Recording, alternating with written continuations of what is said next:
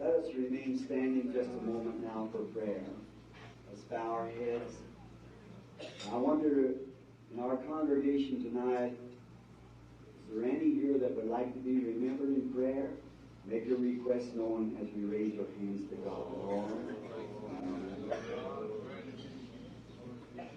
Heavenly Father, we are approaching Thy great holiness tonight in the name of the Lord Jesus. With this promise that if you ask the Father anything in my name, be granted. We know that's true because it's your word. We are here praying for your sick children, trying to see what we can do to encourage faith. I pray, Father, that you will encourage us greatly tonight. Grant every request that was made known by them hands.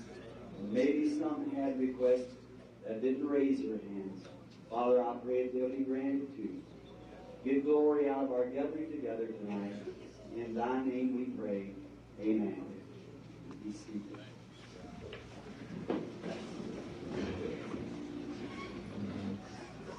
I think I'm the one that's guilty of doing these in transposition.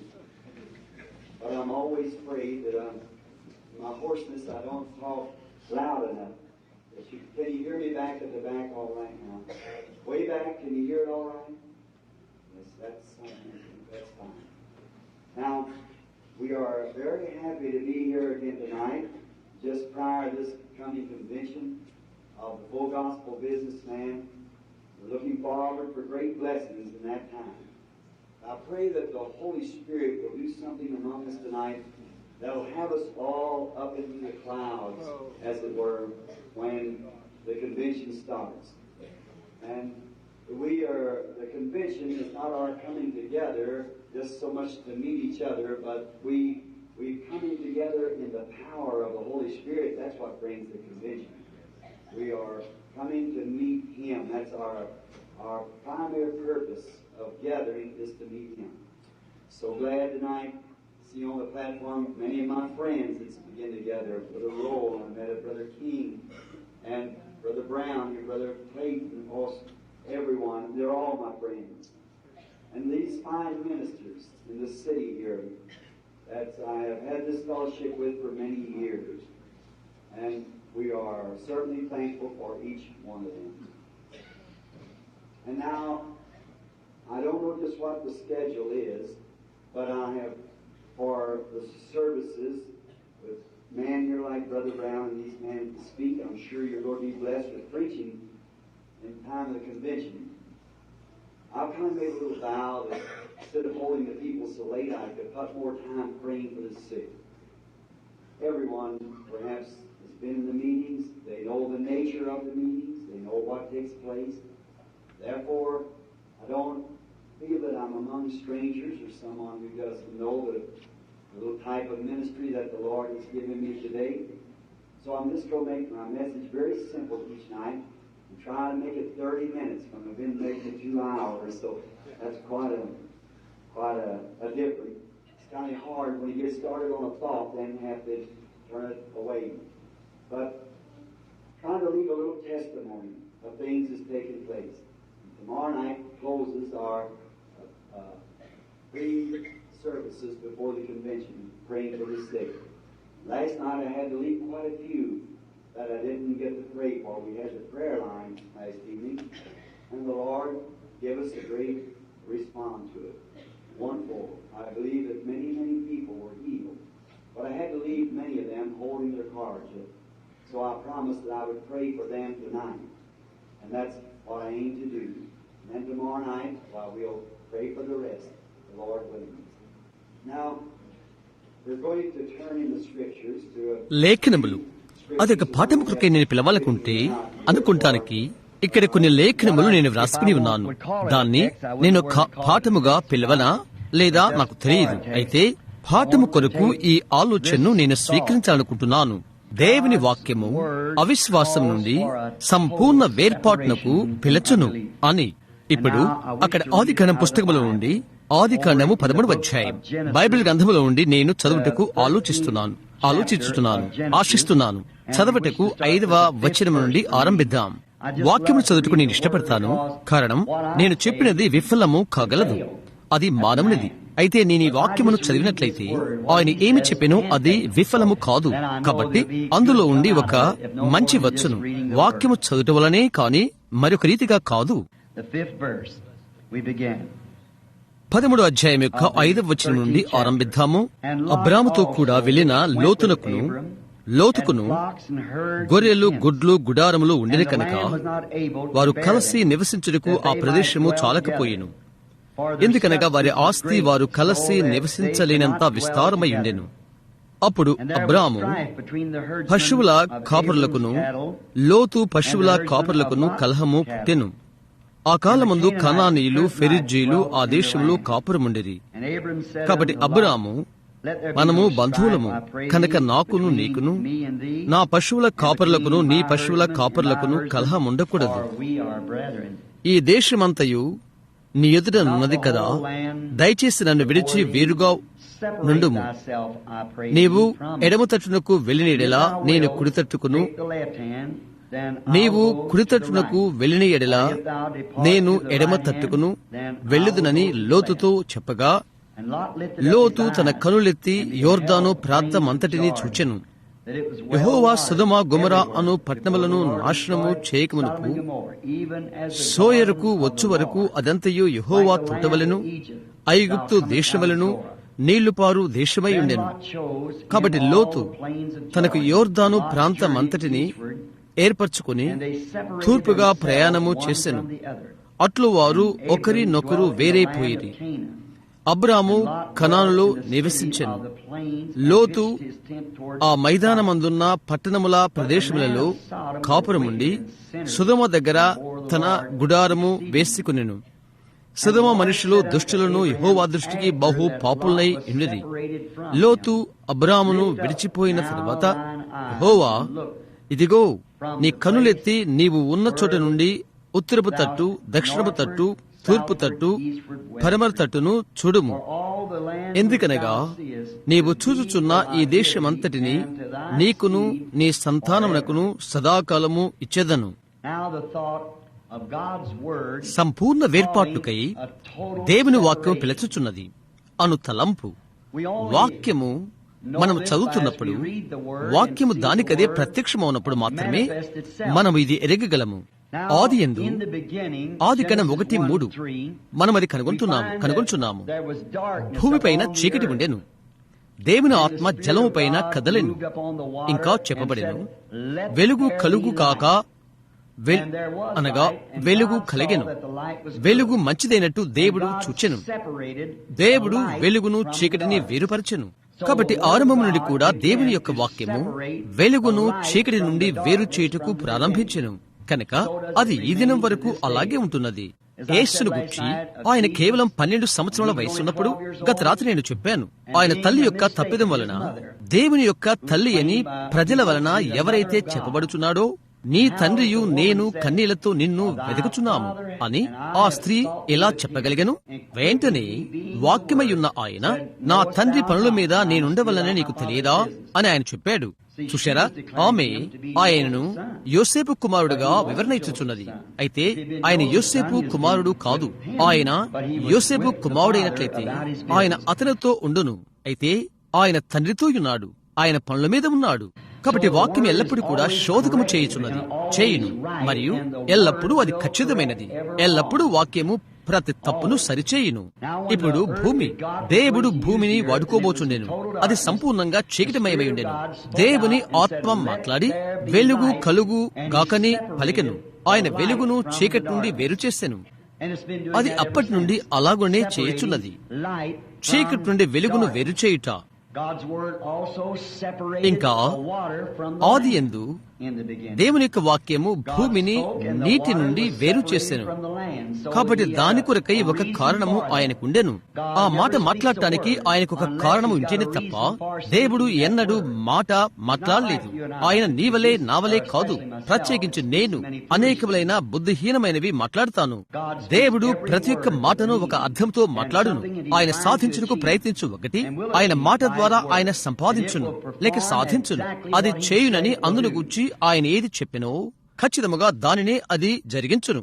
వెలుగు కలుగును కాక అని దేవుడు చెప్పినట్లయితే, అప్పుడు వెలుగు లేనట్లయితే అప్పుడు అది దేవుడు చెప్పినది కాదు. చూశారా, దేవుడు ఏదైనా చెప్పినప్పుడు ఆయన ఏమి చెప్పెనో దాన్ని ఆయన తప్పక బలపరచవలసి ఉన్నది. దేవుని యొక్క వాక్యము రుజువు చేయబడినప్పుడు, వాక్యము మాట రుజువు చేయబడినది, అది వెలుగు.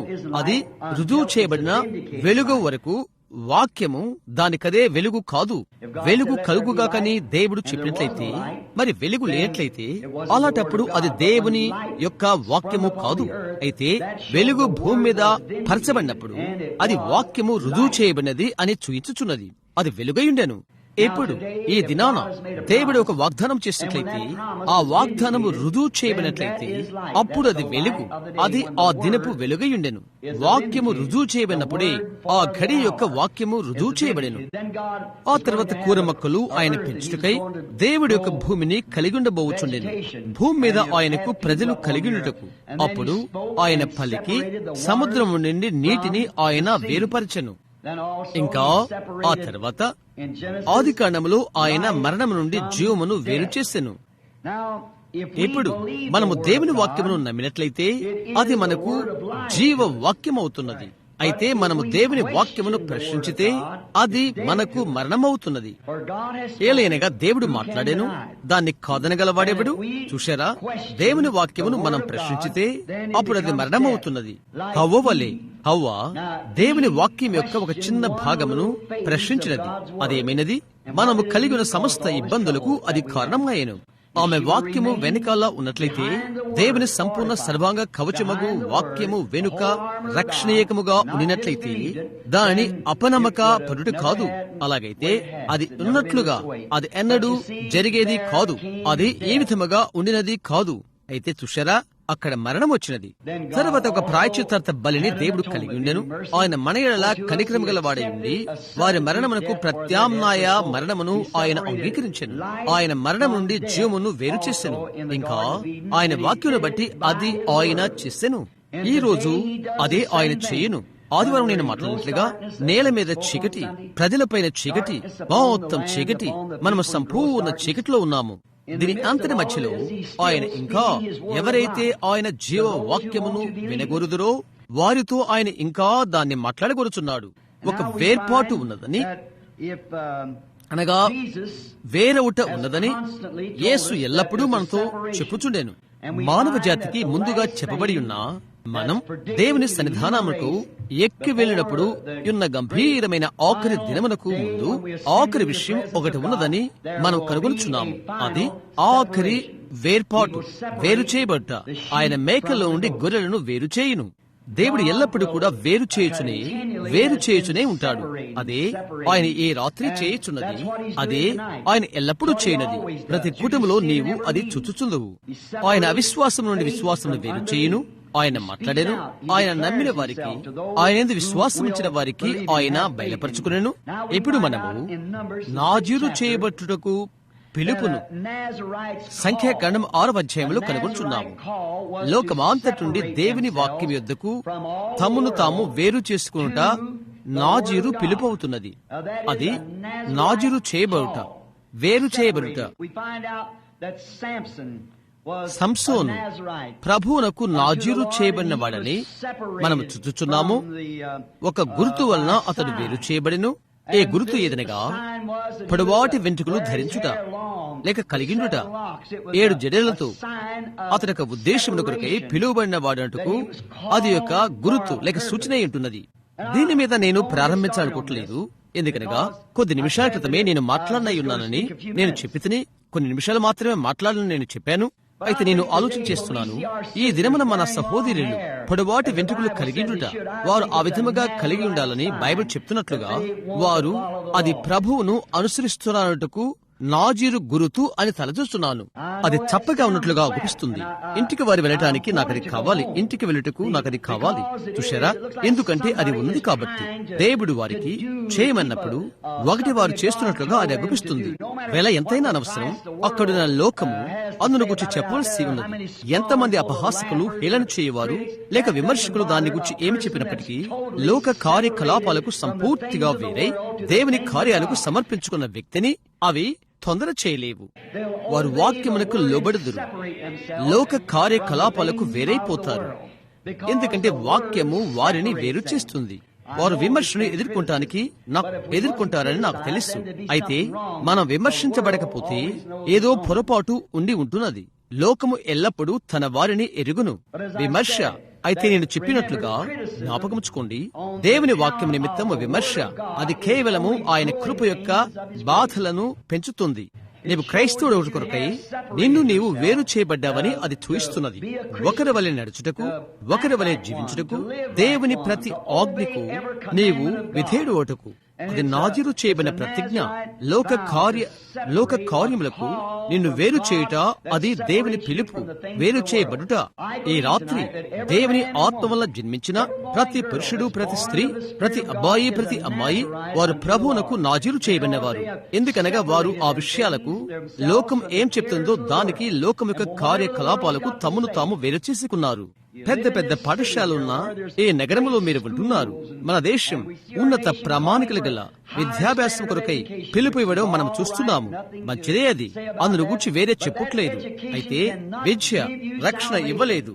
ఒక విజ్ఞాన శాస్త్రవేత్త ఒక గోధుమ గింజను విడదీసి దానిలో ఎన్ని విధములైన రసాయనికములు ఉన్నవో చెప్పగలడు. అయితే అందులో ఉన్న ప్రాణమును, జీవమును అది కనుగొనలేదు. విద్య నీకు గణిత శాస్త్రాన్ని నీకు బోధించగలదు, నీకు నేర్పగలదు. అది నీకు చరిత్రను మరి ఇంకొకటిని బోధించగలదు. అయితే అది నీకు వెలుగును ఇవ్వలేదు. నీ విద్య అది చేయదు.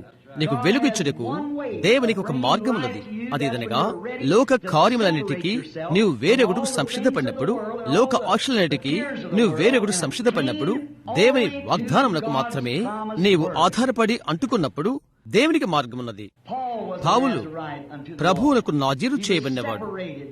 జీవం గల దేవుని కొరకై అతడు తన ప్రామాణిక సంఘానికి వేరైపోయాడు. అహరోను ప్రభువునకు నాజీరు చేయబడినవాడు. అతడు ప్రధాన యాజకునిగా ఉండుట కొరకై జన్మ రాళ్లను మోయుటకు తన సహోదరులలో నుండి వేరు చేయబడ్డాడు. అది సంపూర్ణ వేర్పాటు. మనం ఇక లోకములోకి ఇక ఎన్నడూ వెళ్ళకూడదు, లేదా లోకముతో ఇక సంబంధము లేదు. అయితే దేవునికి అంటుకొని ఉండాలి. యేసు ఒక పెళ్లి కుమార్తె కొరకు, ఒక స్త్రీ కొరకు, అనగా లోక కార్యముల నుండి లేక లోకములో ఉన్న వాటిలో నుండి వేరు చేయబడిన ఒక సంఘము కొరకు యేసు రాబోచున్నాడు.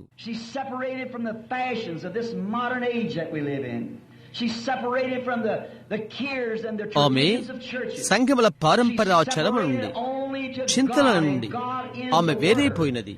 మరియు భర్త భార్య ఎలాగో అలాగే పెళ్లి కుమార్తె వాక్యము ఒకటవుతారు.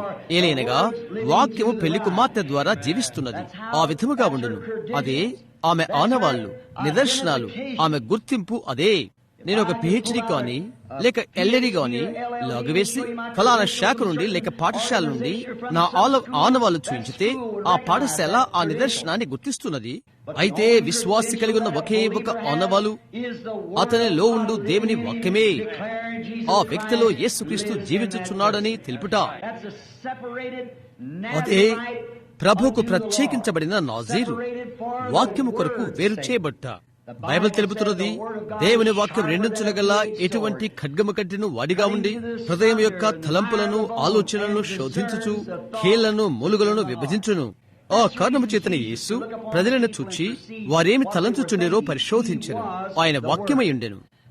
ఇప్పుడు లోకములో మొదట పుట్టిన ఆదాము లేక పుట్టుట కాదు, దేవుని చేత సృజింపబడెను. మొదటి ఆదాము అతని భార్య కొరకై దేవుని వాక్యము నుండి తనకు తానే వేరు చేసుకునెను. అతడు ఆశించినట్లయితే వాక్యముతో అతడు నిలబడగలడు. అయితే తన భార్యతో ఉండుటకై అతడు వాక్యము నుండి తనకు తానే వేరైపోయాడు.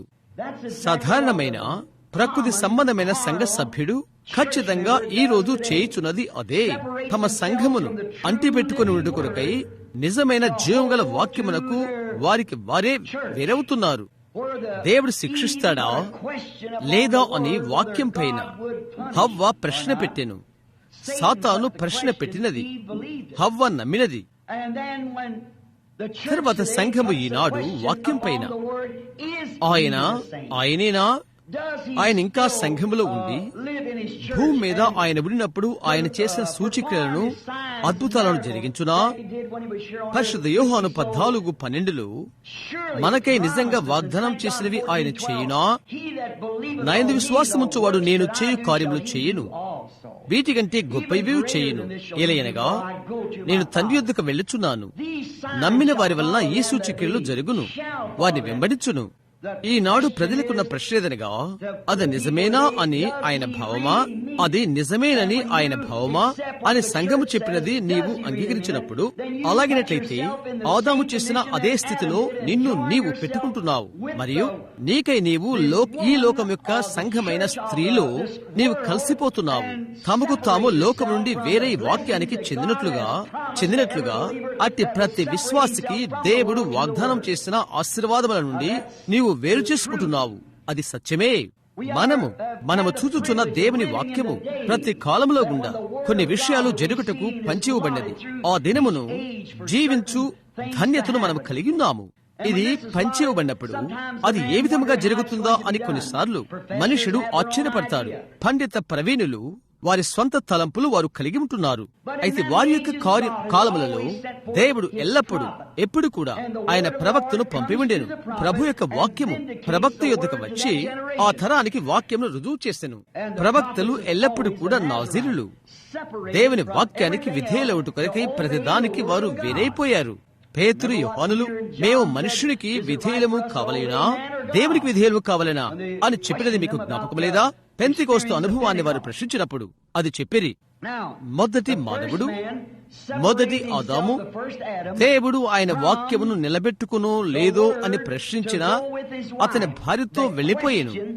వాక్యము నుండి వాక్యమును విడిచి వాక్యము ఏమని చెప్పినదో అది తీసుకుంటానికి బదులు వారి పారంపర్య ఆచారాల వరకు ఇంకా అంటుకొట్టబడిన ఈనాటి ప్రకృతి సంబంధమైన నులివెచ్చని ప్రకృతి సంబంధమైన విశ్వాసికి ఎంతటి పరిపూర్ణ పోలిక ఇది! ఒక నిజమైన మంచి పోలిక. అతడు భార్య కొరకు వేరైపోయాడు. ప్రకృతి సంబంధమైన విశ్వాసి సంఘము కోసమై వాక్యమునకు వేరవుతాడు. అయితే రెండవ ఆదాము ఒక స్త్రీ గర్భములో సృజించబడి లోకములోకి వచ్చెను. దేవుని వాక్యానికి ఆయన నాజీరు చేయబడినవాడు. వాక్యము నిమిత్తమై ఆయన లోకమునకు వేరు చేయబడెను. హెబ్రీ 7:26 అది మనకు చెప్పుచున్నది, ఆ యాజకులు నిరంతరము చనిపోవచ్చుండగా అని. అయితే ఈ యేసు పాపులలో చేరనివాడు, ప్రత్యేకమైన వాడు, పరిశుద్ధుడై ఉన్నాడు. పాపమనగా అవిశ్వాసము. ఆయన ఎటువంటి అవిశ్వాసము కనబడదు, ఎక్కడ కూడా లేదు. ఆయన ఇక్కడ భూమి మీద ఉన్నప్పుడు నాలో పాపమున్నదని మీలో ఎవడు రుజువు చేయగలడు అని ఆయన అడిగాడు. పాపమనగా అవిశ్వాసము. ఈ కాలము కొరకై ఏదైతే ప్రవచింపబడినదో అది నేను చేయనట్లయితే, మెస్సయ్య ఏవి చేయనని తెలుపబడినో అవి నేను చేయనట్లయితే, అలాగైతే నన్ను నమ్మవద్దు అని ఆయన చెప్పాడు. లేఖనములు పరిశోధించుడి, వాటి యందు నిత్య జీవము కలదని మీరు తలంచుచున్నారు. అవి నన్ను గూర్చి సాక్ష్యమిచ్చుచున్నవి, ఆయన ఎవరనేది మీకు తెలుపుచున్నవి. ఎందుచేతనగా ఏదేను దగ్గర మొదలుకొని రక్షకుడు వచ్చునని అది ప్రవచింపబడి ఉన్నది. ఆయన ఎలాగూ కన్య వల్ల జన్మించునని, ఆయన ఏ విధముగా ఇమ్మానుయేలుగా పిలువబడనని ప్రవక్త చెప్పియుండెను. ఆలోచనకర్త, సమాధానకర్తయగు అధిపతి, బలవంతుడుగు దేవుడు అని కూడా ఆయన పిలువబడెను. ఆయన తనకు తాను దేవుడుగా చేసుకున్నాడని వారు ఆయన మీద నేరం మోపారు. ఆయన దేవుడు, ఆయన సమాధానకర్త, బలవంతుడకు దేవుడు, నిత్యుడకు తండ్రి. ఆయన తప్ప మరొక తండ్రి లేడు. ఆత్మ సంబంధముగా మాట్లాడుచున్నాము. ఆయన ఒక్కడే తండ్రి, మన అందరికీ తండ్రి. అందరూ విశ్వాసులకు ఆయన వాక్యమును ఎవరు నమ్ముతారో వారందరికీ ఆయన తండ్రి అని మనము తెలుసుకునుచున్నాము. ఏలియనగా ఆయన సంపూర్తిగా సంఘమునకు, వాటి ఆచారాలకు, ఆయన తల్లికి, లోకం నుండి ఆయన వేరయ్యాడు. తండ్రికి ఏది ఇష్టమో అదే ఆయన చేశాడు. ఇప్పుడు ఆదామునకు ఆయన వ్యత్యాసకరమైన వ్యక్తి. ఎవరు ఏ విధముగా ఆయనను వాక్యమును ప్రశ్నించినప్పటికీ అది మొదట ఎల్లప్పుడూ వాక్యమై ఉండెను. వాక్యము నిజమని ఆయన రుజువు చేశాను. ఆయన కొరకై సాతాను దాన్ని తలుపు చేయ ప్రయత్నం చేసినప్పుడు అని వ్రాయబడి ఉన్నది అని ఆయన చెప్పాను. అతడు అన్నాడు, అవును, అది ఇలాగూ కూడా వ్రాయబడెను. వాక్యము పైన ఆయన సాతాను ఎదుర్కొన్నాడు. ఎందుకనగా ఆయన ఏమై ఉండెనో అదే ఆయన వాక్యము. బైబిల్ గ్రంథంలో 1 యోహాను పరిశుద్ధ యోహాను 1వ అధ్యాయము చెప్పుచున్నది, ఆదియందు వాక్యము ఉండెను, వాక్యము దేవుని యొద్ద ఉండెను, వాక్యము దేవుడై ఉండెను, ఆ వాక్యము శరీరధారి మన మధ్య వసించెను. ఆయన నిన్న నేడు యుగయుగములు ఒక్కడే రీతిగా ఉన్నాడు. దినమునకు వర్తించు దేవుని వాగ్దానము ఎల్లప్పుడూ కూడా పలకబడిన దేవుని వాక్యమునకు సంబంధము కలిగి ఉంటున్నది. అది వచ్చినప్పుడు అది ప్రజలు సులభముగా గ్రహించుట అది అసాధారణమవుతున్నది. ఎందుకనగా మనమెంతగానో మన స్వంత అభిప్రాయాలు రూపకల్పనలతో కుట్టు వేసుకుని పోయాము. తద్వారా సత్యమేదో గ్రహించటకు కఠినమైపోతున్నది. మరియా దినములలో ఆమె యొక్క ప్రసవ సందర్భములో అది ఎంతగానో యోసేపుకు వర్తించును. ఆమె తల్లి కాబోతున్నది. యోసేపు ఆమెను ప్రేమించాడు, అతను నమ్మగోరెను, అతను నీతిమంతుడయుండెను, ఒక మంచి మనిషి. మరియా అతనితో చెప్తున్న కథ అతను నమ్మగోరెను. అయితే ఇంకా ప్రశ్న ఉండెను. అది ఆమె మంచి స్త్రీయే. గాబ్రియేలు ఆమెను సందర్శించినది మరియు సందర్శించాడు. మరియా అతనికి వివరించుటకు అనుమానము లేదు. అతడు నీతిమంతుడు, దావీదు గోత్రికుడు అయినప్పటికీ అతనిని ఒక భద్రత సాధనముగా ఆమె అవమానమును తీసివేటు కొరకై ఆమె వాడుకుని చూడనట్లుగా కనిపిస్తుంది. ఎందుకనగా ఆమె అతనికి ప్రధానం చేయబడినట్లయితే, ఆ స్థితిలో ఆమె కనుగొనబడినట్లయితే ద్వితీయోపనిషత్కాండం మనకు ఆ విధముగా తెలుపుతున్నది. అందుకై ఆమె పైన రాళ్లు వేయబడుతుంది. అతనికి ఒక భద్రత సాధనము డాలు వలె ఆమె వాడుకున్నట్లుగా అగుపిస్తున్నది. ఈ మనుష్యుడు ఒక మంచి మనిషి, నీతిమంతుడు. అతను నీతిమంతుడని బైబిల్ చెప్పుతున్నది. అయితే అతడు గ్రహింపలేనంతగా ఆమె పరిస్థితి అసాధారణంగా ఉండిపోయినది. అతడు ఆమె యొక్క అందమైన ముఖములో విధేయత, నమ్మకములు ఆమె చెప్తున్న కథ చూశాడు. అతను తన ఇంటికి వెళ్లిపోయి లేదా తన వడ్రంగి కొట్టుకు వెళ్లిపోయి ఆమె ఏ విధముగా అబద్ధం చెప్తుందనుట నేను గ్రహించలేకున్నాను. అయితే పరిస్థితి అసాధారణమైనదే అని అన్నాడు. కన్యక గర్భవతి అయి అను లేఖనములు అతను పరిశోధించినట్లయితే ఎంత బాగుంటుంది. గమనిస్తున్నారా? అది అతనికి ఎంతో అసాధారణమైనది. ఎందువల్లంటే అతని తలంపు వరుసకు. అయితే ఆమె ఖచ్చితంగా లేఖన ప్రకారమే ఉన్నది. సహోదరులారా, ఈ దినమునంతే యేసుక్రీస్తు యొక్క పునరుద్ధానపు శక్తి మరియు ఈ దినం యొక్క వాగ్దానపు వాక్యము ఎంతో అసాధారణము. మంచి మనిషి దాన్ని గురించి తబ్బిబులవుతాడు.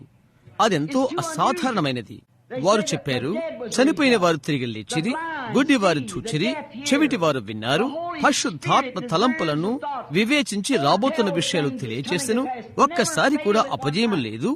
వారు చేత కాదు, వారు చూడలేరు. అదెంతో అసాధారణమైనది. కాబట్టి వారంటారు, అది మనస్సును చదువుట, అది ఒక అపవిత్రాత్మ అని అన్నారు. ఆ దినమున ఎలాగో ఆ విధముగా చెప్తారు. దేవుని వాక్యం యొక్క అసాధారణ. అయితే ఒక విశ్వాసకుడి కొరకై ఒక మనుష్యుడు లోకంలో జన్మించితే వాక్యానికి వ్యతిరేకమైనది ఏదైనప్పటికీ దాని నుండి అతడు తనకు తాను వేరైపోతాడు. అతడు నాజీరు చేయబడిన వాడైతే, నాజీరైతే పరిపూర్ణ వేర్పాటు. యేసు చెప్పాడు, తన భార్యకు ఒక పురుషుని వేరు చేయుటకు నేను వచ్చితిని, కుటుంబమును చీల్చుటకు వచ్చితిని. ఎవడైనను తన సిలువనెత్తుకుని నన్ను వెంబడించినలా నావాడు అనిపించుకుంటకు యోగ్యుడు కాదు.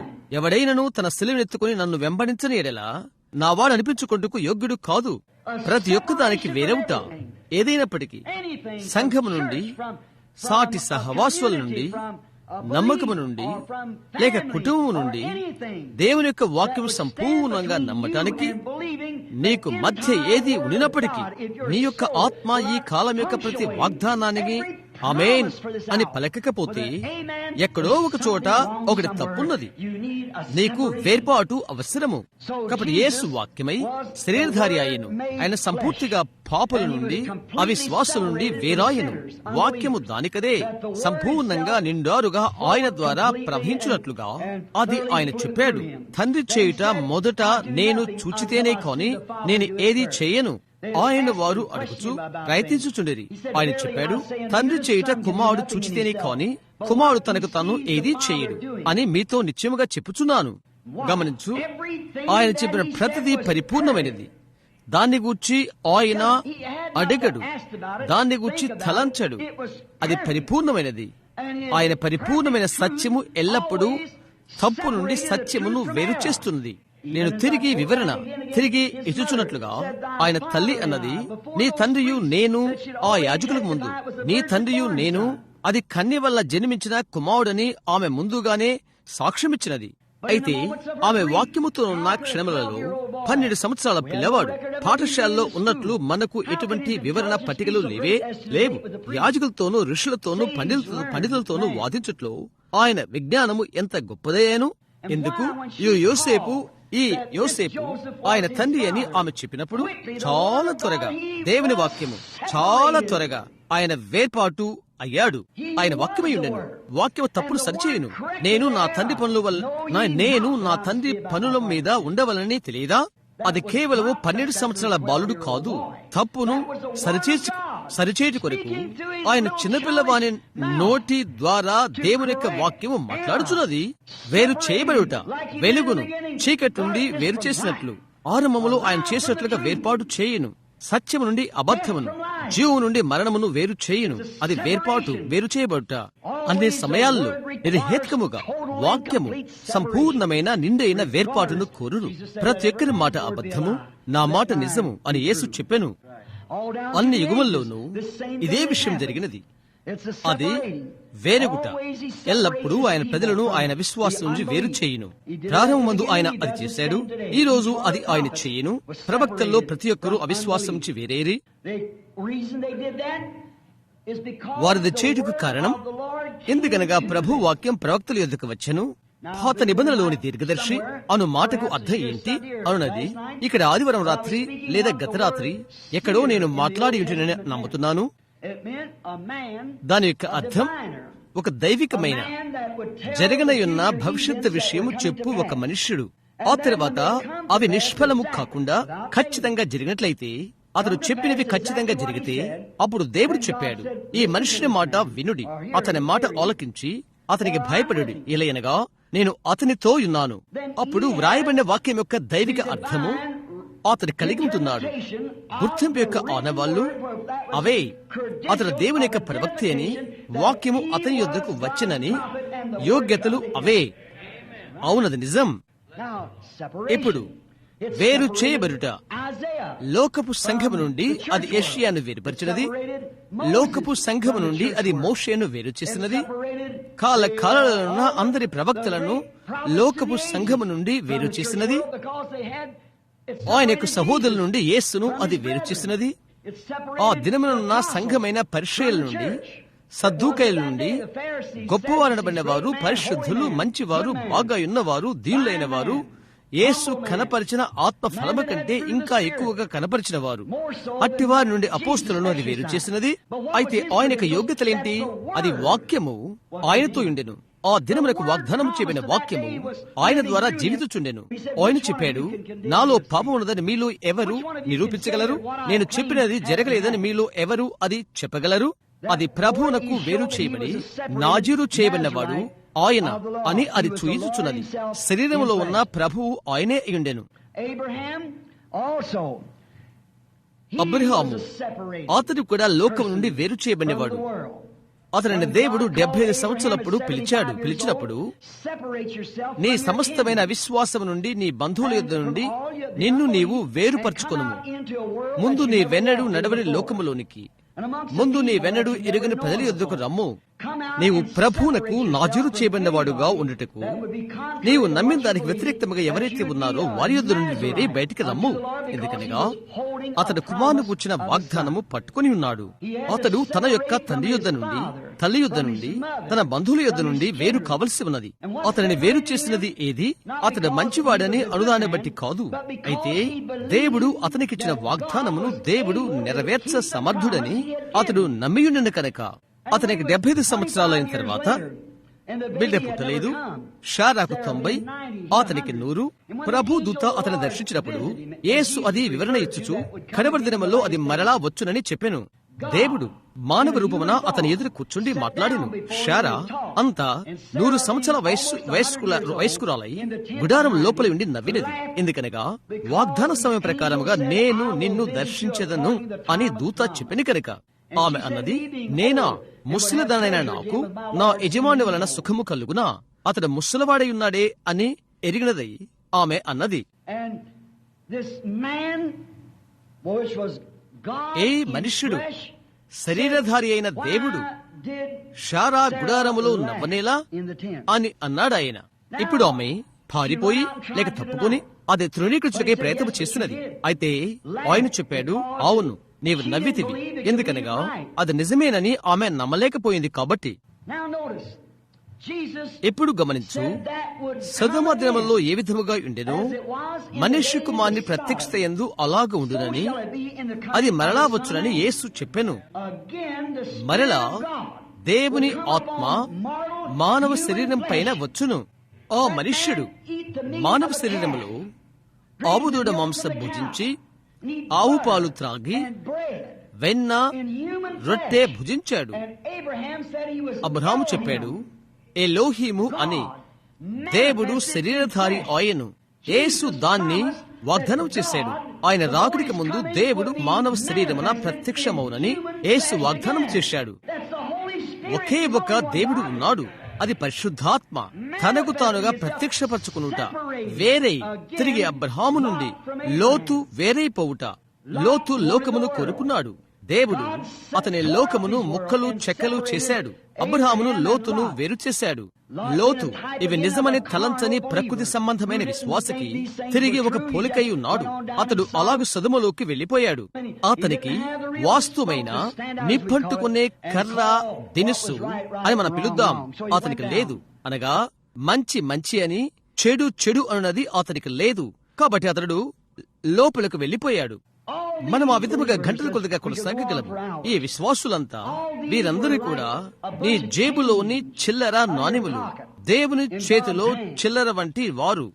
నీవు కొన్ని చిల్లర నాణెములు తీ, అవి పెన్నీలు, నికెళ్ళు, డైమ్లు, పావులు, సగం డాలరు అన్ని నాణేలే. అదే దేవుని చేతిలో లోకము. కొందరంటారు దాని యొక్క విలువ పెన్ని వల్లే ఉండువారు. పెన్నీని ఎలాగా వినియోగపడినో ఆ విధముగా దేవుడు వారిని వాడుకొనగలడు. అంతవరకు మాత్రమే వారు కొనగలరు. వారిని తృణీకరించవద్దు. వారు నిజమైన సత్యమును నమ్మనట్లయితే వారిని త్రోసివేయవద్దు. వారిని బయటికి పంపివేసి అందులో వారు లేరని అనవద్దు. ఎందుకనగా కొన్నిసార్లు దేవుడు పెన్నీళ్లు వాడుకుంటాడు. లోతు కేవలము పెన్నీ లాంటివాడు, అబ్రహాము వెండి డాలరు.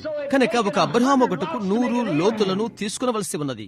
లోకములోని ప్రకృతి సంబంధించిన వాటికి వేరే ఎక్కడైతే వాక్యము అతనిలో గుండా ప్రవహించగలదో అట్టి యేసుక్రీస్తులో జీవించుచున్న నిజమైన క్రైస్తవుని సన్నిధానంలో 100 మంది ప్రకృతి సంబంధులైన విశ్వాసులు నిలబడలేరు. అతని కేవలము పెన్నీ విలువంత విలువగలవాడు. అయితే అతని యొద్దనున్నది అంతే. కనుక చూడండి, ప్రజలు ఇలాగ చెప్తూ ఉంటారు, నేను స్వస్థతను నమ్మను, ఈ విషయాన్ని నమ్మను, ఈ విషయాలని నమ్మను అని అంటారు. అది పెన్నీని మాత్రమే తెలుసుకో.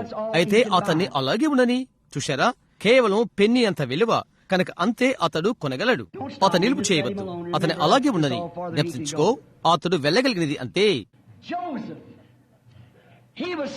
యోసేపు అతడు తన అన్నలకు వేరైపోయాడు. నేను చెప్పినంతగా అంతా తక్కువ అని నా భావం కాదు. చూడు, నా భావం నేను దీనికి సంబంధించాను, అదే నేను నమ్మాను అని చెప్పినట్లయితే అది పెన్నే. వెళ్ళిపో, పెన్ని మాత్రమే. సహోదరుడా, ప్రభు నిన్ను దీవించును అని చెప్పు. చూశారా, అతడు రాగి, అతడు వెండి కాలేడు. అది అదే. కాబట్టి అది అలాగే సాగని దేవుడు అతన్ని చూస్తాడు. అది ఆయన వినియోగించుకుంటాడు. అతని ఆలయంలో ఒక చోట చూచేదని కాక మూలన ఒక బార్ రూమ్ లో చూచుట కంటే మరి మీరు నిజం. కనుక దాన్ని అలాగే ఉండని. ఎలాగైనా దేవుడు దాన్ని వాడుకుంటాడు. మరి ఎక్కువ కాకపోవచ్చును.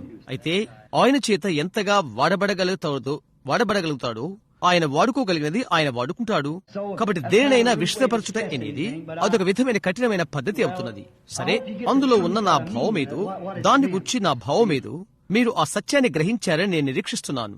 అవును, ఈ దినముల కొరకై వాగ్దానం చేయబడిన దేవుని బలములను ఆత్మ వివేచనను అతను నమ్మలేదు. ఆ పరిశీలి కూడా అది చేయలేకపోయారు. యేసు దేవుడై ఉండినని వారు నమ్మలేకపోయారు. ఓహో కాదు, నిన్ను నీవుగా దేవునిగా చేసుకుంటున్నావు, ఒక మనిషివి. ఒకానొక దినమున వారి కొరకై ఆయన రొట్టె ముక్కలను తదితరమైన వాటిని ఆయన విస్తరింప చేసిన తర్వాత ఆయన అక్కడ నిలబడి ఉండి, మనిషి కుమారుని శరీరమగు రొట్టెను మీరు తిని ఆయన రక్తము త్రాగితేనే కాని మీలో జీవముండదు అని ఆయన చెప్పాడు. నేను ఇలాగ ఊహిస్తున్నాను, ఆయన యొక్క సంఘ సభ ఆయన ఎదురు నుండి వెళ్లిపోయినది. ఈ మనుష్యుడు మనుష్యులను నరమాంస భక్షకులని, ఒక శరీర మాంసము తినువారని అనుకుంటున్నాడే. వైద్యులు, ఔషధ వైద్యులు మొదలైన వారు, ఈ మనుష్యుడు పిచ్చి పట్టిన వాడు. ఇక అంతే, యాజకుడే నిజం, ఆ మనుషుడు పిచ్చివాడు, తినుటకు తన శరీరమును ఇచ్చుచున్నాడే. అంతే ఆయన చెప్పినది. చూస్తున్నారా? అయితే ఆత్మ సంబంధమైన మనస్సు, బహుశా వారు దాన్ని అర్థం చేసుకోకపోవచ్చును. ఆ శిష్యులు దాని యొక్క భావం ఏదో వారికి తెలియదు. ఎలాగైనా వారది నమ్మారు. ఎందుకనగా అది ఎక్కడి నుండి అది వచ్చినది? దేవుని కుమారుని వారెరిగిన ఒకరి యొద్ద నుండి అది వచ్చినది. ఇక్కడ ఉన్నదంతయు నేను అర్థము చేసుకోలేకపోవచ్చును, అయితే నేను దాన్ని నమ్ముతాను. అది దేవుని వాక్యము. దానికి వ్యతిరేకమైన దేని నుండైనను నేను వేరు కాగోరుతాను. ఆ విధముగా ఉన్నట్టుకు నేను ప్రయత్నించాను. మరి ఒక గుంపైన ఆయన పిలిచిన 70 మందిని గమనించు. ఒక దినమున ఆయన నిలబడి వారితో మాట్లాడుచున్నాను. మనుష్య కుమారుడు ఆయన ఎక్కడి నుండి దిగి వచ్చనో అక్కడకు ఎక్కి వెళ్ళెను అని ఆయన చెప్పాడు. ఈ మనుష్యుడు ఆయన ఎక్కడి నుండి జన్మించాడో అక్కడకు మనలను తీసుకుని వెళ్ళెను అని అన్నారు. అతని తల్లి మనకు తెలుసు, మరియా. ఆయన సహోదరులు మనకు తెలుసు కదా, అందరూ మనకు తెలుసును. మనుష్య కుమారుడు వచ్చుట, ఆయన ఎక్కడి నుండి వచ్చెను? అక్కడకు పరలోకమునకు వెళ్ళుట. ఆయన బెత్లెహేము నుండి వచ్చెను. అది ఎలాగున ఆయన చేయును? గమనిస్తున్నారా? ఆ విధముగా ఉండునని ఆయన చెప్పాడు. చూశారా? వారు ఇక ఆయన ఎన్నడూ వెంబడించలేదు, వారు వెళ్లిపోయారు. ఈ మనుష్యుడు, అతనిలో ఏదో తప్పిదమున్నదని మనకు తెలుసు అని వారన్నారు. ఆ శిష్యులు అక్కడే కూర్చుని ఉన్నారు. అవునా? వారు నమ్మారు. ఆయన ద్వారా రుజువు చేయబడి ప్రత్యక్షపరచబడిన ఆ దినపు వాగ్దాన వాక్యమును వారు చూశారు. రొట్టె తీసుకుని ఎవరు సృష్టి చేయగలరు? దేవుడు తప్ప. దేవుని కుమారుడు ఆయనే అని వారు ఎరిగి ఉండిరి. అది తెలియకపోయినా లేదా లేకపోయినా, అనగా అది వారు అర్థం చేసుకున్నా చేసుకోకపోయినా, ఎలాగైనా నేరుగా వారు వెళ్లిపోయారు. ఎందుకంటే వాక్యము ప్రత్యక్షపరచబడెను. దానికి వ్యతిరేకమైన దేనికైనా వారు వేరైపోయారు. అటువంటి విశ్వాసం మనం కలిగి ఉండటానికి దేవుడు మనకు సహాయం చేయును కాక. ఈ బైబిల్ సత్యమని మనము నమ్ముతున్నాము. అది అన్ని వాగ్దానములు నెరవేర్చుటకు తగిన విశ్వాసం నేను కలిగి ఉండలేకపోవచ్చును. అయితే నేను అది నమ్ముచున్నాను. ఎలాగైనా మనము జీవించుచున్న ఘడియను నేను నమ్ముతున్నాను. యోసేపు ఎటువంటి కారణం లేకుండానే తన అన్నలకు వేరైపోయాడు. ఇప్పుడు వారి సంగతి ఏంటి? అతని వేరొకటకు ఇష్టపడలేదు, వేరొకటకు అతని చిత్తము కాదు. అయితే అతనికి వారు వేరు చేసుకున్నారు. చూడండి, అతని యొక్క కాంతివంతమైన మెరేచున్న డాలరు నుండి వారి యొక్క పెన్ని విలువ నిలవలేకపోయినది. వారి గోత్రకర్తలని వారికి తెలుసు. ఇస్సాకు, క్షమించండి, యాకోబు వారి తండ్రి అని వారికి తెలుసు. అది నిజమేనని వారికి తెలుసును. అయితే యోసేపు జన్మించాడు. దానికి అతడు సహకరించలేకపోయాడు. అతడు ఆత్మ సంబంధమైన వాడు. అతని దర్శనాలు చూశాడు, కళ్ళకు భావం చెప్పాడు. అవి ఖచ్చితంగా నిజం. అతడు ఏమి చెప్పాడో అవి నిజమే. అతని యొక్క గోత్రకర్తలైన సహోదరులు దేశముతో ఐగుప్తులకు అమ్మివేశారు. చూశారా? అతనికి వారే వేరు చేసుకునేది. ఎందుకనగా వారు పెన్నీలు కాబట్టి. అతడు వ్యత్యాసకరమైన నాణ్యము. అలాగనే ఈ దినమున నిజమైన విశ్వాసి ఉండను. వ్యత్యాసకరమైన నాణ్యత. అతడు వెండి నుండి రాగి వేరినట్లు వారికి వారు వేరు చేసుకుంటారు. అది వారు అర్థం చేసుకోరు. ఇప్పుడు మనం చూద్దాము. వారు ఈర్ష్యతో నిండిన వారై అతన్ని అమ్మివేశారు. ఎందుకు? ఈ రోజు అలాంటిదే వారు చేయుచున్నారు. వాస్తవమైన విషయం ఏదనగా అది ఈర్ష్య వల్లనే అవుతున్నది. విడిపోవుటకు వారు ఇష్టపడరు. ఏలైనగా వారిలో ఉన్న నాణ్యత అతనిలో ఉన్న నాణ్యత వంటిది కాదు. అందుచేత వారు అసూయపడ్డారు. ఎందుకంటే వారు పెన్నీలు, ఇతడు డాలరు. గమనించారా? ప్రభు నామమునకు స్తుతి కలుగును కాక. నా సహోదరుడు డాలర్ ఇక్కడ ఉన్నాడు. చూడు, అతను చేసిన చిల్లర నేను చేయలేను, అయితే నేను చేయగలిగినదే చేయగలను అని పెన్ని అన్నట్లయితే అది అదే. అలాగైతే మనం వెళ్దాం. దేవుడు ఆయన ప్రణాళికను ఆయన చేయును. ఆదివారం నేను మీకు బోధించినట్లుగా దేవుని వాక్యం యొక్క గంభీరమైన స్వర మేళనము, ఊదబడుట, మార్పులు, సంగమములు కేవలం దేవుని యొక్క మార్పు సమయములే. ఇలాగనగా స్వర మేళములోని దర్శకుడు వలె ఉండును. మనము ఈ కాలముల యొక్క మార్పులు, సమయముల యొక్క మార్పులు ఇక్కడ పత్రములో చూచుచున్నప్పుడు మనం ఇక్కడే ఉండవలసి ఉన్నదని నీవు కనుగొనగలవు. వారిది చేయవలసి ఉన్నది. దాని నుండి తప్పించుటకు వారికి వేరే మార్గము లేదు. సంగీతము, స్వరమేళనము అర్థం చేసుకుంటున్నటువంటి ఒక మనిషి, స్వరమేళనము అర్థము చేసుకోనటువంటి ఒక మనిషికి సంగీతం అదేంటి? అది యొక్క దబదబయను గలబా శబ్దం అవుతున్నది. దాన్ని అతడు అర్థం చేసుకోడు. చివరకు ఆశ కూడా చూపడు. నేను ఇంటికి వెళ్ళటకు వారిని మూసివేయాలని నేను కోరుతున్నాను అని అతడు ఆశపడతాడు. అతడు ఆశ చూపడు. ఎందుకనగా సింఫోనీ స్వరమేళనము అతనికి తెలియదు. అతనికి అది తెలియదు. అయితే స్వరకల్పన కర్తకు ఆరంభం నుండి అంతం వరకు తెలియను. చూస్తున్నారా? దర్శకుడు స్వరకల్పన కర్త యొక్క అదే ఆత్మతో లేనట్లయితే దానిని అతడు కొనసాగించలేడు. ఎందుకనగా అవన్నీ కూడా గుర్తుల వలన జరుగుతవి. గురుతు దానిని రుజువు చేయకపోతే సంగీతపరులు అది ఎలాగూ వాయించగలరు? ఆమేన్. అది అదే దూర అస్పష్టత ధ్వని ఇచ్చినట్లయితే యుద్ధానికి, నిర్జన ప్రాంతానికి, లేక ఏది చేయుదునో దానికి సంసిద్ధపడటానికి ఎవరు ఎరుగగలరు? మనం ఎక్కడ జీవిస్తున్నామో అక్కడకు వాక్య వైపునకు చూడము. ఆ తర్వాత పెన్నీళ్లు వారు చేయనది నీవు చూడగలవు. అయితే ఎవరైతే మెరయిచున్నారో, కనిపెడుతున్నారో, వాక్యమును ఎరిగి ఉన్నారో, ఈ గుర్తులు జరుగుటకు ఎదురు చూస్తున్నారో నీవు చూడగలవు. అదే అక్కడ ఉన్నది. బావి యుద్ధనున్న చిన్న స్త్రీవలే నువ్వు వెళ్లిపోయి నీ భర్తను తీసుకుని రమ్ము అని ఆయన అడిగినప్పుడు నాకు ఎవరు లేరు అని ఆమె చెప్పినది. అది నిజమే, నీకు 5 అని ఆయన చెప్పాడు. అయ్యా, నీవు ప్రవక్తవని నేను అనుకుంటున్నాను.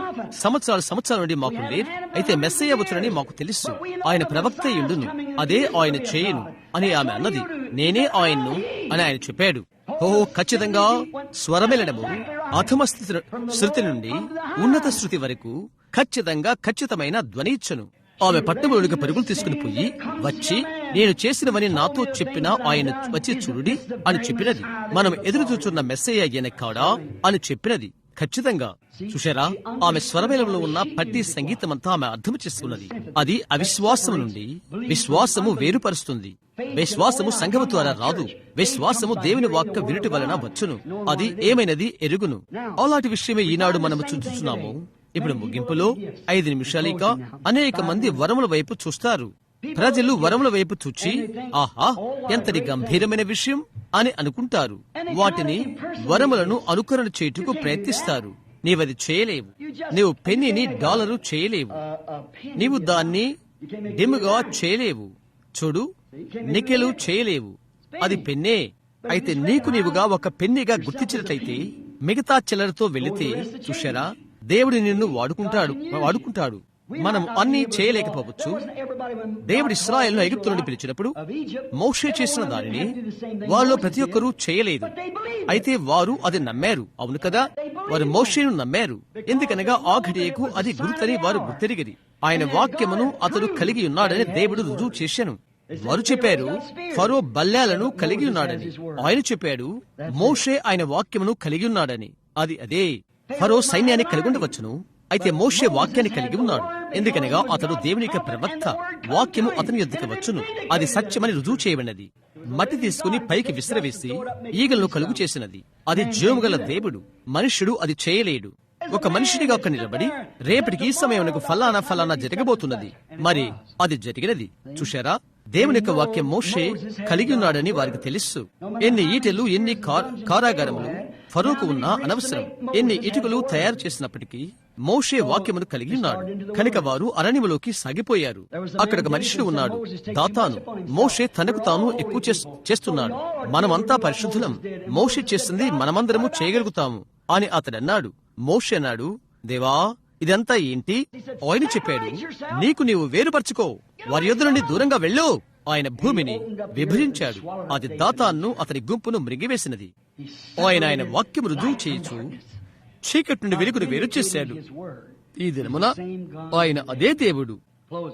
ముగింపు, నేను మొదటిక్కడికి వచ్చినప్పుడు గత రాత్రి మీతో చెప్తుంటేని ఇది వ్యక్తిగతమైనది కాదు. అది మీరు తలంచేట్లయితే దయచేసి మీ హృదయానికి తెర లాక్కోండి. ఎవరైతే నమ్మి ఉన్నారో వారితో నేనిది చెప్తున్నాను. యుగములలో కాలాలలో ఖచ్చితంగా ఏమి జరుగునో మీకు తెలియచెప్పబడెను.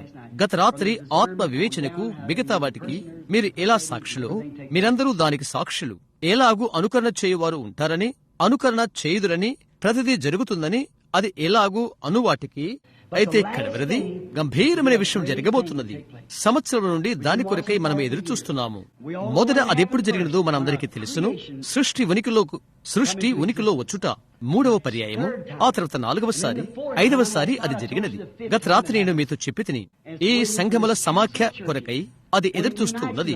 అది ఏకమైనప్పుడు ప్రతిష్ఠించే వారితో నేను ఆదివారం ఉదయం మాట్లాడితే నా భావం శనివారం ఉదయం అదే ఇప్పుడు నేను మాట్లాడగోరుచున్నాను. చూశారా? తరువాత ఇది ఒకటి కలిసినట్లయితే అలాంటప్పుడు దేవుని యొక్క ఆత్మ వారికి వ్యతిరేక్తముగా ఎల్లప్పుడూ కూడా ధ్వజమై లేస్తున్నది. చూశారా? ఈ రాత్రి ఇక్కడ కూర్చున్న ఒక మనుషుడున్నాడు. దీనికి అతడు సాక్షి. గడిచిన ఆకురాలు కాలంలో కొద్ది కాలం క్రితమే నేను కలరాడలో ఉన్నాను. నేనెక్కడకు వేట యాత్రకు వెళితిని. సహజంగా నా యొక్క వివాహ సంవత్సరాంతమునకు అక్కడకు వెళ్లిచుందును. నేను నా భార్య వివాహము చేసుకున్న తర్వాత నేను నా పనిలో కొన్ని నికెళ్లు వస్తువులు దాచిపెట్టుకుంటుని వాటిని వంటపిండి డబ్బాలో దాచిపెట్టాను. శోభనా యాత్రకు వేటకు వెళ్ళుటకు నా యొద్ద తగినంత డబ్బు లేదు. కాబట్టి నేను వాటిని కలుపు చేసుకుని వేట ప్రయాణముతో శోభనా యాత్రకు నేను తీసుకుని వెళ్ళాను. కాబట్టి అప్పటి నుండి నాకు సిగ్గనిపించినది. మా యొక్క సంవత్సరాంతపు వేడుకలో నేను ఆమెతో ఇంటి వద్ద లేను. నేను కలరాడలో ఉన్నాను. అలస్కా నుండి నేను వచ్చి వేట కొరకై నేనెక్కడ వారిని ఎక్కడ కలుసుకోవాలో అక్కడ ఆ మకాములో నాతో ఉన్నవారైనా 2-3 సేవకులైన వారిని గత రాత్రి నేను చూశాను. అది మార్టిన్ అబ్బాయిలు. గత రాత్రి ఇక్కడ వారున్నారు. వారిక్కడ ఉన్నారు, వెనకాల ఉన్నారు. తర్వాత ఇంకో వ్యక్తి, అతని పేరు నేను మరిచాను.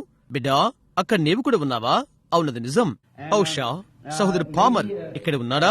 మేమక్కడ పర్వతాలపైన ఉన్నాము. నేను కలరాడోలో గైడ్ ను, దారి చూపేవాడను. కొన్ని సంవత్సరాలు నేను ఎక్కడ వేటాడితిని. ప్రతి ఒక్కసారి మా యొక్క సంవత్సరాంతపు వేడుక అక్టోబర్ 23 వస్తున్నది. మా యొక్క శోభన యాత్రకై నా భార్యను తీసుకుని వెళ్ళు చిన్న స్థలం ఒకటి ఉన్నది. అక్కడ అడిరో నోండాక్ పర్వతాలలో ఈ స్థలము ఇలాగుంటున్నది. ఇక్కడ కంపనము చేయు కట్ల పాములుంటాయి. కొంచెము దట్టమైన చెట్ల పొద. అక్కడ కొండ రాళ్ళు చెట్లు ఉండును, రావి చెట్లు. దినములో కొంతసేపు 23న నేనెక్కడ నడిచాను. కొన్ని సంవత్సరాల అన్నిట్లో నా ఇళ్ళ దయగానున్న బోధించుటకై నేను సువార్తకు వెళ్ళినప్పుడు నాకు సహాయపడి నమ్మకమైన నా మంచి భార్యకై నా టోపీ తీసి ప్రభువుకు ధన్యవాదాలు చెల్లించాను. దేశమనంతటా ఏ విధంగా ఉన్నదో అలాగే ఈ సంవత్సరము కలరాడలో భయంకరమైన పొడిగా ఉన్నది. నేను అనుకుంటాను మా ముందు 200 మంది లేక 100 మంది ఉన్నారు. క్షమించండి, మఖాములకు పైన సుమారు 100 పైన ఉన్నారు. 4-5 రోజుల నుండి అక్కడ వారు వేటాడుతూ ఉన్నారు. నేను ఒక జింకను కాల్చాను. సంవత్సరాల తరబడిగా నేను వేటాడుతున్నది అదే. అయితే పొగ మంచు దిగివచ్చినది. దాన్ని నేను చూడలేకపోయాను. నేను అతన్ని కనుగొనలేకపోయాను. ఆ దినం దానికోసం నేను వేటాడుతున్నాను. మరుసటి రోజు ఫోను లేక రేడియోలో వచ్చినది, చిమ్మ చీకటి హిమవర్షము వచ్చుచున్నది అని. రాత్రంతా ఈ పర్వతాలను 20 అడుగుల మంచుతో కప్పుతుంది అని చెప్పబడినది. కాబట్టి నేను సహోదరులతో చెప్పాను, వారిని లోపలకు పిలిచాను. మార్టిన్ అబ్బాయిలు కూడా అక్కడ ఉన్నారు. సహోదరులారా, వార్త ఏమి చెప్పినదో మీరు విన్నారు. ఇప్పుడు మీరు వెళ్లాలనుకుంటే ఇప్పుడే మీరు వెళ్ళటం మంచిది. ఎందుకంటే అదెంతో ఆలస్యమైపోతుంది. 1 వారం మీరిక్కడ ఉండవలసి వస్తున్నది. నేను తప్పక వెళ్లవలసి ఉంటున్నది. ఎందుకనగా తర్వాత సోమవారం నాకు కూటమున్నది. క్రిస్టియన్ బిజినెస్ మ్యాన్ ట్యూసన్ లో ఫుల్ గాస్పల్ బిజినెస్ మ్యాన్ వారి యొక్క సభ. ఆయనను మీ ఎన్నిక మీరు చేసుకోండి. మీరు ఉండాలనుకుంటే నేను మీకు మార్గదర్శిగా అవుతాను, దారి చూపువాన్ని అవుతాను. నేను మీతో ఉండిపోతాను. మేముండిపోతాము అని వారిలో అందరూ సమ్మతిని తెలియచేశారు. మార్టిన్ అబ్బాయిలుద్దా నిదానంగా వెళ్లేది లేక త్వరగా వెళ్లినది ఒక బండి ఉన్నది. 2 జతల జింకులు మా యొద్ద ఉన్నవి. మార్టిన్ అబ్బాయిలతో మిగతా వారికి అవి మేము ఇచ్చాము. వారు వెళ్లిపోయారు. ఎందుకనగా వారు అక్కడ నుండి రాలేరు. అంతే. కనుక ఒక సాక్ష్యముగా ఈ రాత్రి వారు ఇక్కడ కూర్చుని ఉన్నారు. ఆ తర్వాత మరుసటి రోజు నేను అనుకుంటాను ఆ రోజు మంచు కురవలేదు. ఆ రోజు గడిచిపోయినది. నేను చెప్పాను, నేను నా భార్యని పిలిచి ఆమె మంచి భార్య అందుకు ఆమెకు కృతజ్ఞతలు నేను చెప్తాను. అంతే. ఇది ఆమె యొక్క సంవత్సరాంతపు వేడుక. తర్వాత మంచు వలన మనం ఇక్కడకు ఎక్కిపోగలిగితే ఆ స్థలానికి నేను వెళ్తాను. కనుక నేను లోపలికి వెళ్లిపోయాను. నేను ఆమెను పిలవలేకపోయాను. పట్టణంలో ఉన్న ప్రతి ఒక్కరూ సిద్ధంగా ఉన్నారు. పెద్ద మంచు తుఫాను రాబోతున్నది. వార్తాపత్రిక తెలియచేసినది ఆ రాత్రి కలరాడలో 20 అడుగుల మంచు కురవగలదు అని. సోదరు టామ్ సింప్సన్ ఈ రాత్రి ఇక్కడ ఒకచోట కూర్చుని ఉండడు లేదా ఉంటాడు. అతను కెనడాలో ఉన్నాడు, ప్రయాణంలో ఉన్నాడు. వారు దాటిపోయారు. చెప్పబడినది ఇలాగూ, కలరాడ దాటినది పెద్ద పొగమంచు తుఫాను. సహోదర సింప్సన్, నీవిక్కడే ఉన్నావా? నీవెక్కడున్నావు? అవును, ఇక్కడే వెనక కూర్చుని ఉన్నావు. కలరాడో మీదుగా దాటుతుంది. భయంకరమైన మంచు తుఫాను రాబోతున్నది. కనుక నేను సహోదరులతో చెప్పాను. ఇంకో అతని భార్య సహోదరుడు ఈవాన్స్, అతడు లోపలికి వచ్చేట్లయితే తప్ప ఈ రాత్రి సహోదరుడు ఇక్కడ ఉండునని నేను అనుకుంటలేదు. సహోదరు ఈవాన్స్, నీవిక్కడ ఉన్నావా? అతడు ఇంకా ఇక్కడకు చేరుకున్నాడు అనుకోవట్లేదు. ఆయనను మహాసభకు అతడు ఇక్కడ ఉంటాడు. కనుక నేను అతని భార్యను పిలిచి నా భార్యను నేను అందుకోలేకపోతున్నాను, ఆమె సరుకులకు వెళ్లి ఉండెను అని ఆమెతో చెప్పాను. సమావేశం యొక్క అధ్యక్షుడైన అతడు సోదరుడు టోనీ స్ట్రోమీతో చెప్పమని ఆమెకు చెప్పు అని చెప్పాను. ఆదివారం నేను అక్కడ ఉన్నట్లయితే ఇంకో ప్రసంగికుని సంసిద్ధము చేసుకోమని చెప్పు, ఎందుకనగా నేను ఇక్కడి నుండి రాలేకపోతున్నాను, నేను వీరితో ఉన్నాను అని చెప్పాను. తర్వాత ఏం జరిగినది? ఆ రాత్రి మంచు పడలేదు. మరుసటి ఉదయం మేఘములు నిజంగా ఉగ్రతతో క్రిందకు దిగివచ్చినవి. నేను చెప్పాను, సహోదరులారా, సంవత్సరాల తరబడిగా నేను ఇక్కడ పశువులు మేపాను. ప్రతి ఒక్క చిన్న వర్షపు చుక్క ఎంత త్వరగా చేరుకోవాలో అంత త్వరగా మకాము చేరుకుంటున్నది. ఎందుకంటే మీ ఎదురుగా ఉన్న మీ హస్తాలను మీరు చూడలేనంతగా 15 నిమిషాలలో నేను సమయాన్ని చూశాను. 2 లేక 3 రోజులు మెలికలు దిగిన మంచు తుఫాను ఒక్కసారిగా వస్తున్నది, అనగా 9,000 అడుగులు నేరుగా అక్కడే ఉంటుంది. నేను చెప్పాను, మీరు మంచు తుఫానుతో ఉంటారు, మీరు తప్పిపోతారు, ఈ పర్వతాల్లో మీరు చచ్చిపోతారు. మనం బయటికి వెళ్దాం. ప్రతి ఒక్కరిని నేనెక్కడ ఉంచాను. నేను పైకి వెళ్లిపోయాను. నేను చెప్పాను, నేను రాకపోతే నేను వచ్చే వరకు ఎదురు చూడవద్దు. ఎలాగూ ప్రారంభమైనదో అంత త్వరగా మొదటి వర్షపు చినుకు మఖాములోకి త్వరగా వచ్చింది. ఎందుకనగా తిరిగి వెనక్కు నీ దారిని నీవు చూడలేవు అని నేను చెప్పాను. అది వారు చేయుదురని చెప్పారు. నేను పైకి ఎక్కిపోయాను. ప్రతి చోట అడవి తోడేళ్లు, ప్రతి చోట అరుపులు అరుస్తున్నవి. వాతావరణం మారబోతుందని నాకు తెలుసు. అటు తర్వాత అకస్మాత్తుగా పెద్ద గాలి ప్రేరుడు వచ్చినది. కొండ శిఖరం పడిపోవుటకు ప్రారంభించినది. తిరిగి ప్రతి ఒక్కరూ వెనక్కు వెళ్లిపోయారు అని నేను తలంచాను అని చెప్పాను.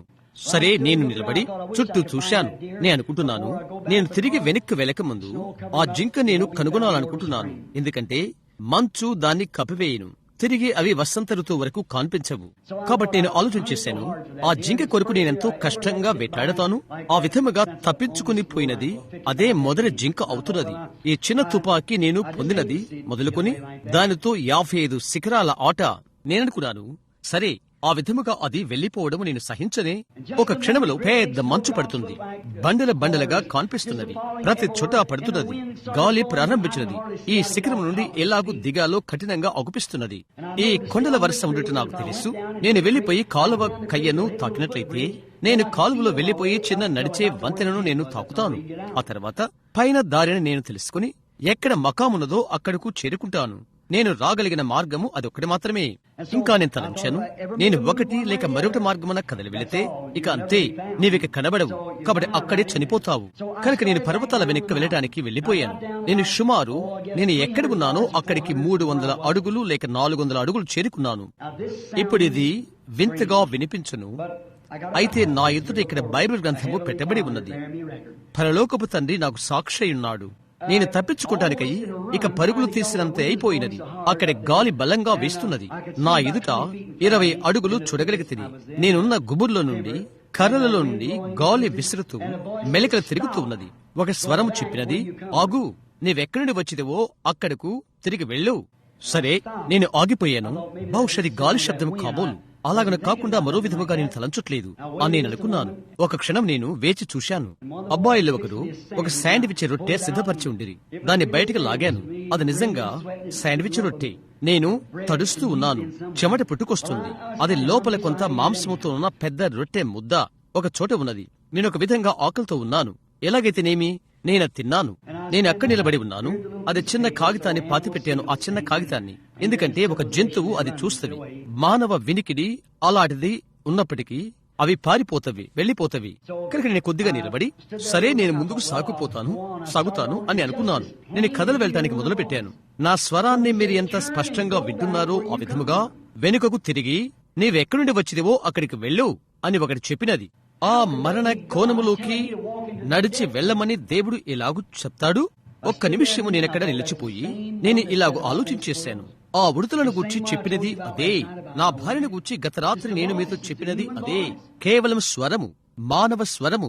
నేను బాలుడుగా ఉన్నప్పుడు ఎన్నడూ మద్యపానము సేవించవద్దు, పొగ త్రాగవద్దు అని చెప్పినది నాకు అదే చెప్పినది. ఇవి కడవరి దినాలలో ఉండును. దేవుడు నా గుండె మీద బైబిల్ ఉంచుకుని నేను చెప్తున్నాను. నా ఆత్మ నరకానికి వెళ్తుందని నేను ఎరిగి తప్పుడు విషయం ఒకటి మీకు చెప్పడం వలన నాకు ప్రయోజనమేంటి? అవునా, అది నిజం. అది అసాధారణం, అయితే అది నిజం. సరే అని నేను అనుకున్నాను. ఆ స్వరానికి విధేయుడను కావాలని నాకు తెలుసు. ఏంటి, అక్కడికి నేను వెళ్ళుటలో ఒక కారణము ఆయనకున్నది. బహుశా నా సమయము అయిపోవటమేమో అని నేను అనుకున్నాను. కాబట్టి నేను వెనుక తిరిగి గుర్రపు జీను యొద్దకు చేరు వరకు నా దారిని అడవిగుండా వెళ్ళి తిని సుమారు 300 అడుగులు 400 అడుగులు పైగా అలాగ నేరుగా పర్వతంపైకి వెళ్లిపోతుని. అప్పుడు అక్కడ ఎంతో దట్టంగా ఉన్నది, ఏమీ కనబడలేదు. గాలి, చెట్లు, మెలకలు తిరిగి పడి ఉన్నవి. నేను నా తుపాకీ తీసుకున్నాను. ఎర్ర చొక్కా, ఎర్ర టోపీ నేను పెట్టుకుని ఉన్నాను. తుపాకీ పట్టుకుని ఉన్నాను. అందులోని గురి నుండి పొగ నిలుపు చేస్తూ పట్టుకున్నాను. ఎందుకనగా ఎలుగుబంట్లు మొదలైనవి ఆ సమయాలలో కదులుతూ ఉంటవి. అలాగే సింహము కూడా. ఒకదానికై నేను ఉరకలు తీస్తే తుపాకీ గురి అంతా పొగ లేచిపోతుంది. నేను దాన్ని ఇలాగ పట్టుకున్నాను. ఎక్కడైతే పొగ పోవునో అది నాకు ఆనిచ్చి కాదు, అయితే దానిలోకి మంచు పోకుండా, మంచు ద్వారా తడవకుండా ఒక చెట్టు కింద కూర్చున్నాను. నేను అక్కడే కూర్చుని ఉన్నాను. సరే, నన్ను ఇక్కడకు ఆయన ఎందుకు రమ్మన్నాడు? క్రిందకు వెళ్లే దారి నేను ఎంతో అనుమానిస్తున్నాను, ఎంతో భయపడిపోతున్నాను. సుమారు 10-15 అడుగులు చూడగలిగితేనే, అంతే. కొన్నిసార్లు 5 అడుగులు. ఇంకా కఠినమైపోయింది. తిరిగి రమ్మని ఆయన చెప్పాడు. నాకు తెలిసిందంతా ఇక్కడ కూర్చున్నట్టే అని అనుకున్నాను. భూమి మీద మంచు సుమారు 1 అడుగున్నర 2 అంగుళాలు. అది సుమారు 20-30 నిమిషాలు. అదెంతో బలముగా గాలి వీస్తూ ఉన్నది. అది ఇంకా ఎదుగుతూ ఉన్నది. నేనక్కడ ఒక క్షణము కూర్చున్నాను. నేను ఒక స్వరాన్ని విన్నాను. నేను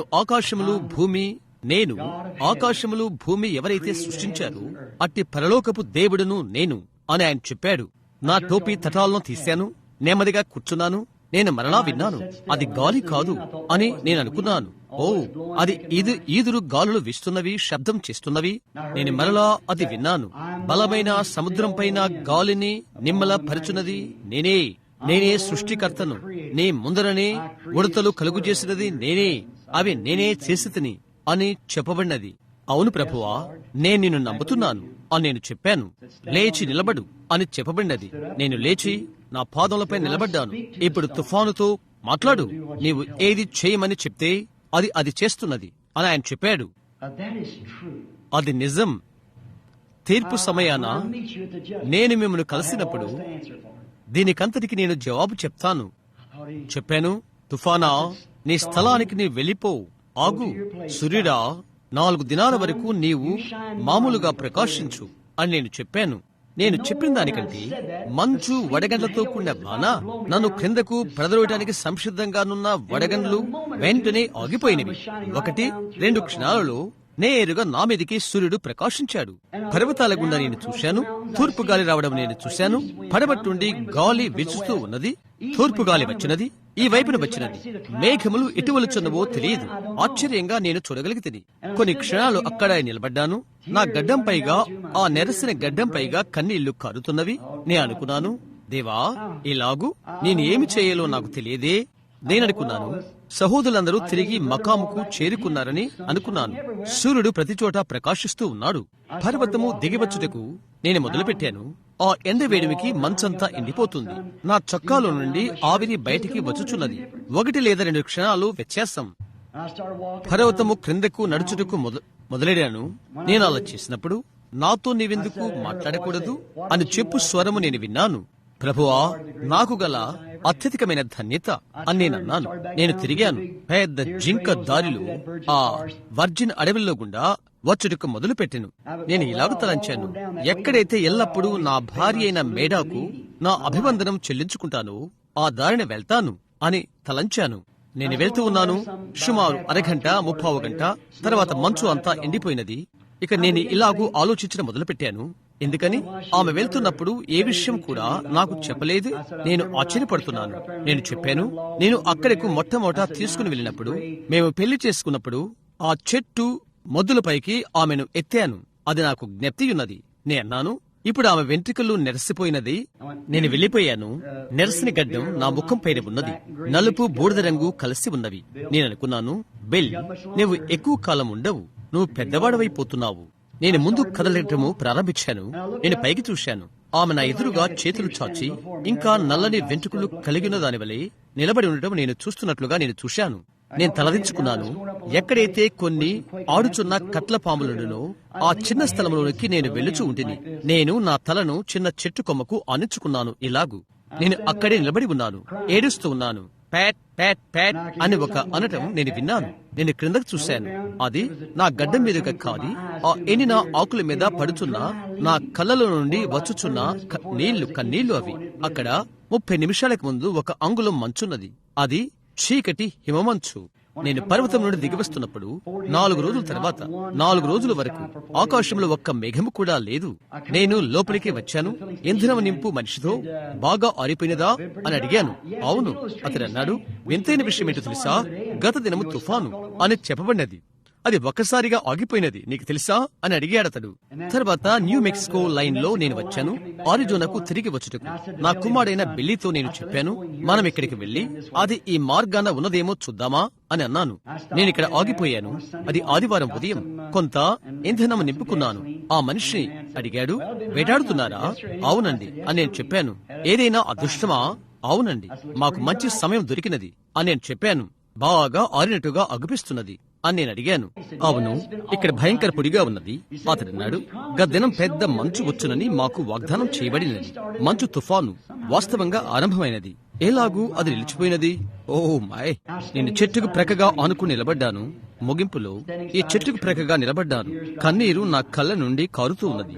దేవా అని తలంచాను. నేను తలస్తూ ఉన్నాను.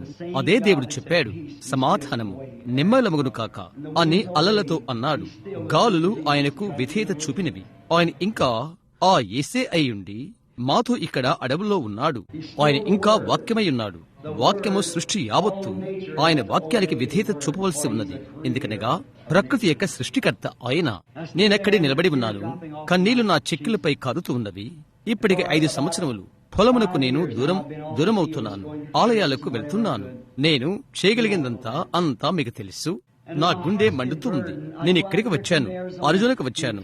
నేను వెళ్ళిపోవు చేటుకై అయితే ఉద్యోగము అయిపోయినట్లుగా ఒప్పిస్తుంది. నేను వెళ్లిపోయి చేయవలసినవి ఆయన నాకు చెప్తాడు. ఏమి జరుగుదో ఆశ్చర్యం. నా హృదయంలో నేను పశ్చాత్తాపడతాను. ప్రభువా, నేను ఏదైనా చేసినట్లయితే నాకు చెప్పు, నేను సరిచేసుకుంటాను అని నేను చెప్తాను. నిత్యము మంట, బాధతో కూడిన భావన, నేను కోరుకున్న జయము నాకు లేదు. ఆయన చేసి చూయించిన అనేకమైన గొప్ప విషయాలు, వాటికి మీరంతా సాక్షులు. ఇక్కడికి వచ్చుచుండగా వాటిని గురించి మీకు చెప్పబడుతున్నది. పత్రికలు, మ్యాగజైన్లు తదితరమైనవి సూచన జరిగించబడిన గంభీరమైన దైవ సంబంధమైన వాటిని పట్టుకున్నవి. అయితే నా గుండె ఇంకా భారంతో ఉన్నది. ఈ విధంగా నేను చెట్టు పొదకు ఆనుకుని ఉన్నాను. నే అనుకున్నాను, పరలోకమందలి మహాఘనుడైన దేవుడు, వేడిగా ఉన్న సూర్యుడు నాపై ప్రకాశిస్తున్నాడు. ఏ ఒక్క చోట మేఘములు లేదు. కొద్ది క్షణాల క్రితము నీవు అలా మానవుని మాటను విరుద్ధపరిచావు. ప్రకృతి అది చేసినది. అది ఎలా జరిగినది ప్రభువా? యేసుక్రీస్తు నిన్న నేడు యుగములు ఒకటి రీతిగా ఉన్నాడు. నీవు నా చేత మాట్లాడించినది అది ఆయన మాట. నేనెంతటి కృతజ్ఞుడు తండ్రి అని నేను అనుకున్నాను. ఒకటి వెళ్ళడం నేను విన్నాను. నేను చూశాను. నేరుగా నా ఎదురుగా 2-3 జింకలు నిలబడి ఉన్నవి. అవి నా వైపే చూస్తున్నవి. క్రితం వారంలో ఆ జింకలు కాల్చివేయబడినవి. అక్కడ వేటగాళ్లున్నారు. ఇక్కడ నేను ఎర్రటి వస్త్రాలతో ఉన్నాను. అవి త్వరగా వెళ్లిపోవునని ఎవరికైనా తెలుసు. అయితే అవి నా వైపే చూస్తున్నవి. తినటానికి అవంత బాగుండవు. అది ఒక పెద్ద ఆడు జింక, 2 పెరిగిన జింక పిల్లలు. అవి బాగున్నవి. మాకు 3 జింకలు కావాలి అని నేను అనుకున్నాను. ఒకటి నాకు చెప్పినది, ఇది తెలుసా, ప్రభువు వాటిని చేతుల్లో పెట్టాడు అని. అయితే సుమారు 1 సంవత్సరం క్రితము నేను ఫుల్ హాస్పిటల్ బిజినెస్ మెన్ వారితో ఉన్నప్పుడు, సహోదరు క్లేటన్ నేను ఆ పెద్ద చేపను పట్టుకున్నప్పుడు మనతో వచ్చాడు. ఆ సంవత్సరము మనుషులకై నేను 19 కనుజులను కొట్టాను. తలల కనుజులు కొట్టాను. కొన్నిసార్లు సహోదరులారా, నన్ను క్షమించండి, వారిలో కొందరు వైద్యులు తెలుసా, వారు నడవలేరు, లావుగా ఉంటారు తెలుసా. చాలా మంది బల్ల యొద్ద కూర్చుంటారు. వారన్నారు, బిలే 2 సంవత్సరాలది ఒకటి నాకు తీసుకురా, నాకు నీలి ఆవును తీసుకురా, నాకు వేడిని తీసుకురా, నాకు రాక్ నిండుగా తీసుకురా. సరే, నాకక్కడ సునాద సంవత్సరం అవుతున్నది. తుపాకీతో కాల్చి కనుజు మొదలైనవి తీసుకువచ్చుట. అయితే ప్రభు చెప్పాడు అది చేయవద్దని. అక్కడ కలరాడలో ఆ మంచు తుఫాన్లో నేను ఆయనకు వాగ్దానం చేశాను. సంవత్సరాల క్రితం నేను చెప్పాను, ప్రభువా, ఆటకు మనిషిని నేను నడుపుతాను, కానీ మనిషిని కొరకు ఆటను ఇక చంపను. లేదు, కాదు, అది అత్యవసరమైనట్లయితే తప్ప మనం అది కలిగి ఉండవలసి ఉన్నది. అబ్బాయిలు, మనం మొదలుపెట్టిన ముందు రాత్రి మీకు జ్ఞాపకం ఉన్నట్లయితే ఆ పెద్దవాడైన దీనుడగు సహోదరుడు జింకను పొందలేకపోయాడు. అతని పేరేంటి? థామర్. తిరిగి వచ్చి నా చేతిలో $10 దశం భాగం పెట్టాడు. అతను అన్నాడు, సహోదరు బ్రహాం, ఇది నా దశం భాగం మందిరంలో వేయి. అతను అడిగాడు, నాకు ఒక జింకను తీసుకుని వస్తావా? ఓహ్,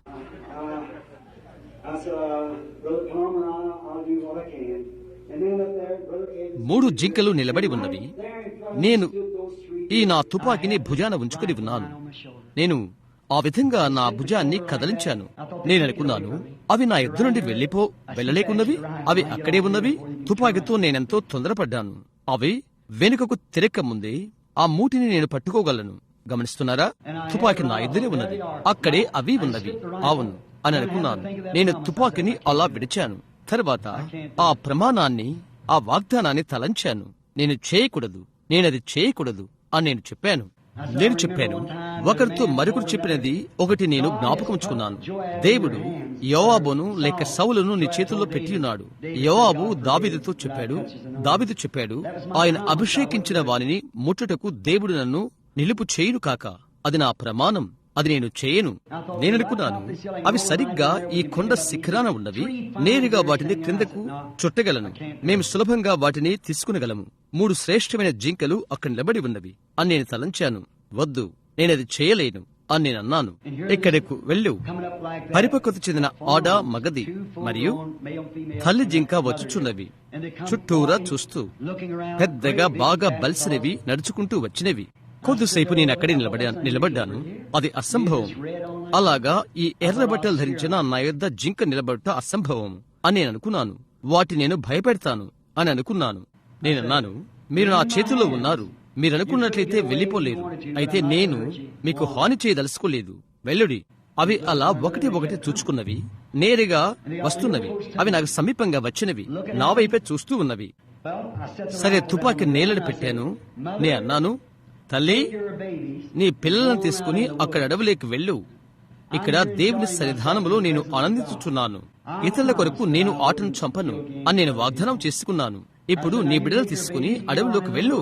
నేను కూడా ఆ అడవులను ప్రేమిస్తున్నాను. అక్కడికి వెళ్ళు అని చెప్పాను. అది ఆమె నా వైపు చూచినది. 2 కూడా, ఆ 3 కూడా చుట్టూరా చూచినవి. వెనక్కి తిరిగి వెళ్లిపోయినవి. ఆ తర్వాత మరలా వచ్చినవి. నేను మీకు హాని చేయపోవట్లేదు అని నేను చెప్పాను. అడవిలోకి వెళ్ళుడి. మీరు నా చేతుల్లో ఉన్నారు. మీరు తప్పించుకోలేరు. అయితే నేను చెప్పాను, నేను దేవుని చేతుల్లో ఉన్నాను. ఆయనను నేను తప్పించుకోలేను కూడా. ఆయన నన్ను తప్పించాడు. నేను ఆయనకు వాగ్దానం చేశాను, నేను మిమ్మల్ని కాపాడుతున్నాను. వెళ్ళుడి, మంచి సమయం అనుభవించుడి. ఈ అడవిలో ఆనందంగా ఉండుడి. నేనది ఇష్టపడుతున్నాను. మీరు వెళ్ళుడి. అవి కొద్దిసేపు అక్కడ నిలబడినవి. నా చేతుల్లో ఉన్నది తినటానికి వచ్చినవి. వెనక్కు తిరిగినవి. అన్ని నా వైపు చూచినవి. నడుస్తూ వెళ్లిపోయినవి. నిలబడినవి. వెనుకకు చూచినవి. నేరుగా అడవిలోకి వెళ్లిపోయినవి. నేను అక్కడే నిలబడి ఉన్నాను. ఒక జింకకు అది అసాధారణమైనది. ఆశ్చర్యం. పరమున యేసు ఆయన సన్నిధి ఇక్కడే ఉన్నట్లున్నది అని నేను అనుకున్నాను. వెంటనే ఒక స్వరం నాతో చెప్పినది, నీ ప్రమాణమును నీవు జ్ఞాపకం చేసుకున్నావు. అవును కదా, అది ఆయనే అని నాకు తెలుసు. అవును ప్రభువా అని నేను అడిగాను. ఆయన చెప్పాడు, కాబట్టి నాది నేను జ్ఞాపకం చేసుకుంటాను. నేను నిన్నెన్నడూ విడవను. నేను నిన్నెన్నడూ మరువను. ఆ భారము తీసివేయబడినది. క్రైస్తవ స్నేహితులారా, ఎంతో కాలమున జరిగినది కాదు. అది గత అక్టోబర్లో అది జరిగినది. నేను వ్యత్యాసకరమైన వ్యక్తినయ్యాను. నీ వాగ్దానాన్ని దేవుని ఎడల నిలబెట్టుకో. దేవునితో నీవేమి చెప్పినా అది నమ్ము. ఆయన వాక్యానికి ఏది వ్యతిరేకమైనా దాని నుండి నీకు నీవు వేరుపరచుకో. దేవుడు నీ ప్రార్థన ఆలకించి జవాబు దయచేయును. ఒక క్షణం తల్ల వంచుకుందాము. ఈ రాత్రి వేళ ప్రభు వాక్యము ఆలకించుటకు సమస్త విశ్వాసం నుండి నీకు నువ్వు వేరుపరచుకుంటకు నీవు ఇష్టత కలిగి ఉన్నావా? నీవు అలాగ చేసినట్లయితే ఆయన నిన్న నేడు యుగ యుగములు ఒక్కటి రీతిగా ఉన్నాడని నమ్ము. ఆయన ఏమి చేయునని వాగ్దానం చేస్తున్నాడో అవన్నీ ఆయన చేయుట మనం చూస్తున్నాం. దేవా, ఈ రాత్రి నేను ఒక వాగ్దానం చేయుచున్నాను. నీ వాగ్దానం చేసిన ప్రతి దానిని నేను నమ్ముచున్నాను. ప్రతి వాక్యంను నమ్ముచున్నాను. ఇక అది నేనెన్నడూ అనుమానించను అని నీవు చేతి చెప్పగలవా? మా పరలోకపు తండ్రి, ఈ కథ యథార్థమని నీ వెరుగుదవు. అది 4వసారి. ఆ తర్వాత 5వసారి నా ప్రశస్తమైన సొంత భార్య గతించిన వారములో వైద్యుని యొక్క హస్తం ఆమెను ముట్టుకొనక ముందే ఆ పెద్ద కణితి ఆమెను విడిచిపోయినదని వైద్యుడు ఆ వివరణను వ్రాసి ఇచ్చినప్పుడు అది చెప్పబడినట్లుగానే ఉండెను. ఇప్పుడు తండ్రి, ఈ ప్రజలకు సహాయం చేయమని నీకు ప్రార్థన చేస్తున్నాను. నేను పెద్దవాణ్ణైపోతున్నానని నేను గ్రహిస్తున్నాను. నేను త్వరగా వెళ్లవలసి ఉన్నదని నాకు తెలుసు. ప్రభువా, నా సహోదరుల నేను నమ్మకంగాను యథార్థంగాను ఉండవలని ప్రార్థిస్తున్నాను. నీ ప్రజల ఎడల నమ్మకముగాను విధేయతతోనూ ఉందునుగాక. నేను వారితో లేనట్లయితే అలాంటప్పుడు నీతో ఉండలేను ప్రభువా. ఎందుకనగా నీ ఎడల నేను సాక్ష్యం పలకవలసి ఉన్నది. నీ వాక్యము మా ఎడల ఎంతగానో జీవించవలనని మా అందరికీ రాత్రి విశ్వాసం అనుగ్రహించమని నేను ప్రార్థిస్తున్నాను. ఒక వరము అనగా నీ చేతిలో నీవు పెట్టుకుని బయటకు వెళ్లిపోయి నీ మార్గాన్ని కత్తిరించుకునుట అని కొన్నిసార్లు ప్రజలు తలస్తారు. వరము అది కాదు తండ్రి. ఒక వరం అనగా నీకు నీవుగా మార్గం నుండి వచ్చుటయని, తద్వారా పరిశుద్ధాత్మ ఏమి చేయాలని కోరునో అది చేయునని వారు గ్రహించదరి కాక. ప్రభువా, ఇప్పుడు ఆ మార్గం నుండి మేము బయటకు వచ్చేదము కాక. ఆ ఘనమైన పరిశుద్ధాత్మ మాలోకి వచ్చి మా ద్వారా పనిచేయును కాక. యేసుక్రీస్తు వాగ్దానాలు ఈ రాత్రి మేము చుచితము కాక. ప్రభువా, ఈ రాత్రి నేను ఎవరినైతే ప్రత్యేకించి వివరణ ఇచ్చింటినో, అబ్రహాము ఎదుటకు ఏ దేవుడు వచ్చి శరీర రీతిలో ప్రత్యక్షమాయను, హృదయ రహస్యాలు ఎరిగిండును, అది దేవుడే.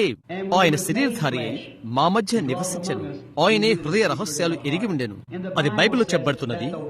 దేవుని యొక్క వాక్యము హృదయంలోనున్న తలంపులను పరిశోధించునని. అలాగనే శిష్యులు ఆయన దేవుడిని ఎరిగి ఉండిరి.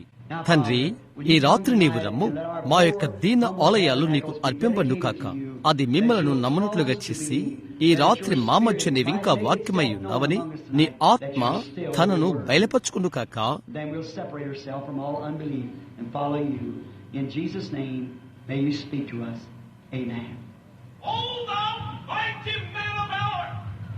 The Spirit of the Lord and the might of the Lord is upon thee. Even so shall the people hear thy word. It shall bring light and power and health unto them. And the angel of the Lord has spoken unto thee. Even now does the Spirit of the Lord speak by this voice unto thee. Be thou encouraged. Thy vision shall be renewed. Thou shalt be strengthened in thy last days. Thou shalt run and not be weary. Thy youth shall be as the eagle that renews itself. The cry of the people is unto thee. Thy burden bringeth life as the dry and the barren earth waiting for the rain. The people long it. Those that are bound, the cries of those in chains, wait for thee.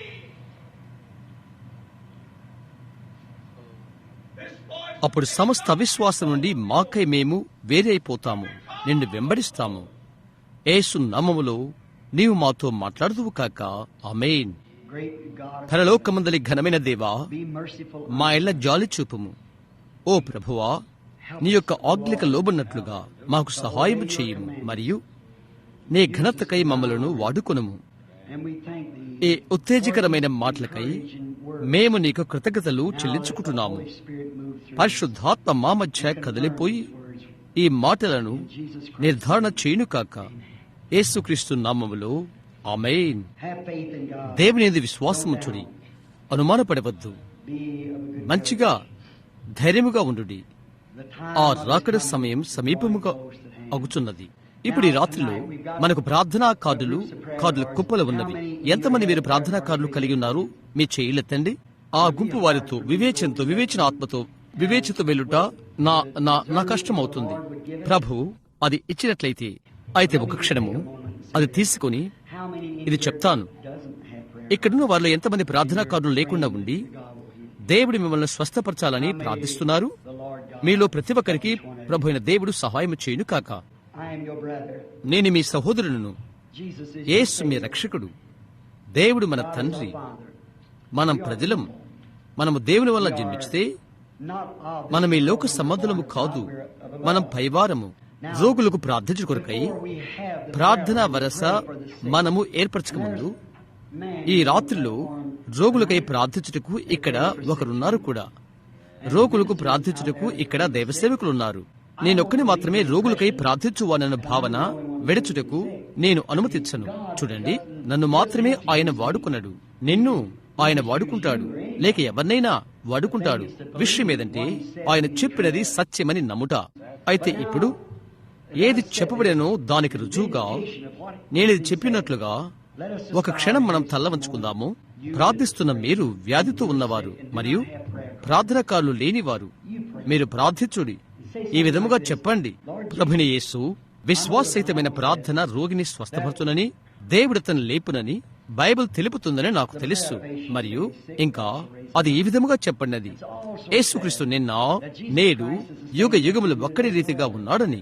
ఆయన ఒక్క రీతిగా ఉన్నట్లయితే అలాగైతే ఆయన ఆ విధముగానే చేయను, అదే చేయను. ఇంకా బైబిల్ ఇలాగ తెలుపుతున్నది, దేవుని యొక్క వాక్యముగా రెండంచుల గల ఖడ్గము కంటే వాడిగా ఉండి హృదయం యొక్క తలంపులను ఆలోచనలను శోధించుచున్నది. దేవుని కుమారుడైన యేసుక్రీస్తు అను వ్యక్తిలో వాక్యము శరీరధారి అయినప్పుడు ఆయన కుమారుని ద్వారా దేవుడు ఖచ్చితముగా చేసెను అని మనకు తెలుసు. పరిశుద్ధ యోహాను 14లో యేసు చెప్పెను, నేను చేయి కార్యములు మీరును చేయుదురు, ఎక్కువ మరిన్ని చేయుదురు, ఏలయనగా నేను తండ్రి యొద్దకు వెళ్ళుచున్నాను. కాబట్టి ఇప్పుడు బైబిల్ చెప్పుచున్నది హెబ్రీ పుస్తకములో, ఇప్పుడు ఆయన ప్రధాన యాజకుడై ఉన్నాడని మనమంతా అది నమ్ముచున్నాము. ఖచ్చితముగా మన బలహీనతల యందు మనతో సహానుభవము గల ప్రధాన యాజకుడు ఆయన అని. ఇప్పుడు ఆయన అదే అయి ఉన్నాడు, నేను కాదు, ఆయన, ఏ మనుషుడు కాదు, ఆయన. ఇప్పుడు మన బలహీనతల యందు మనతో సహానుభవము గల ప్రధాన యాజకుడు ఆయన. నీవు దాన్ని భావించి అడుగు వేటుకు సంసిద్ధపడి నిన్ను నీవుగా సమస్త అవిశ్వాసముని విడిపించుకుని, గొప్ప ప్రధాన యాజకుడా, నిన్ను నేను ముట్టని అని చెప్తే ఆయన ప్రధాన యాజకుడైనట్లయితే మరియు నిన్న నేడు యుగయుగములు ఒక్కడి రీతిగా ఉన్నట్లయితే అప్పుడు ఆయన చేసినట్లు ఆయన చెయ్యను. ఎందుకనగా ఆయన ఆ విధముగానే ఉన్నాడు. ఆయన ఇక్కడ భూమి మీద ఉన్నప్పుడు ఒకసారి బాహటంగా ఒక స్త్రీ ఆమె చేతితో ఆయన ముట్టింది. ఆయన ముట్టినది గమనించి వెనుకకు తిరిగి, నన్నెవరు ముట్టినది అని అడిగాడు. అందరూ అది కాదన్నారు. అయితే ఆయన తలంపులను ఎరిగిండెను.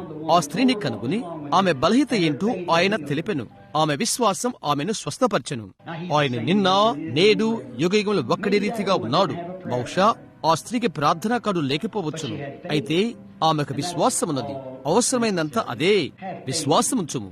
మహావైద్యుని ముట్టుట దైవిక వరము ద్వారా నేను దారికి ప్రక్కకు తప్పుకున్నట్లయితే ఆయన ఏమని చెప్పగోరెను? పరిశుద్ధాత్మ చెప్పుకాక చేయుటకు ఏది ఇచ్చించునో అది చేయునుగాక. అది వరము, ఒక ఊహ కాదు. అది ఊహ అయినట్లయితే అది పని చేయదు. అది నిజమైతే అది పని చేయను. అదే యేసు చెప్పినది, నేను చేయు కార్యములు అది నావి కాదు, అది నాయందు నివసించు నా తండ్రియే. కనుక అది నేను కాదు, ఆయన దేవుని కుమారుడు. నేను పాపిని, ఆయన కృప ద్వారా రక్షింపబడ్డాను.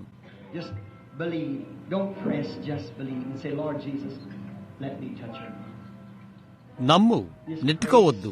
నమ్ము, ప్రభుని యేసు నీ వస్త్రం ముట్టని అని చెప్పు. చిన్న ప్రార్థన చేయి. Stay where you are. Just pray and believe.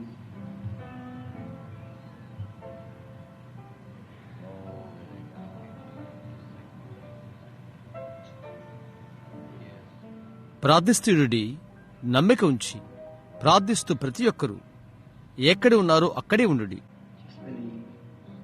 అలా నమ్మక మాత్రం ఉంచము. తొందరపడవద్దు. ఆతృత చెందుటకు ప్రయత్నం చేయవద్దు. అలా నమ్ము. Do you believe, everyone? Can you believe? Just forget all the past. ఇప్పుడు మీరందరూ నమ్ముతున్నారా? I know it's unusual, నమ్మగలుగుతున్నారా? but Jesus. గతమునంతా మర్చిపోండి. ఇది యేసు వాగ్దానం చేసేడని ఆలోచించుడి.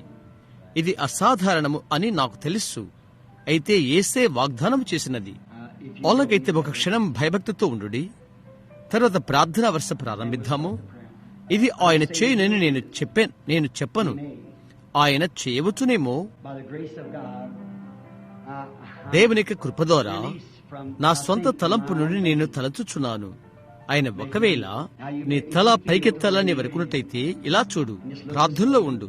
పేతురు యోహాను చెప్పినట్లుగా నా వైపు చూడు, మా వైపు చూడు అని కాదు, లేక అదని కాదు.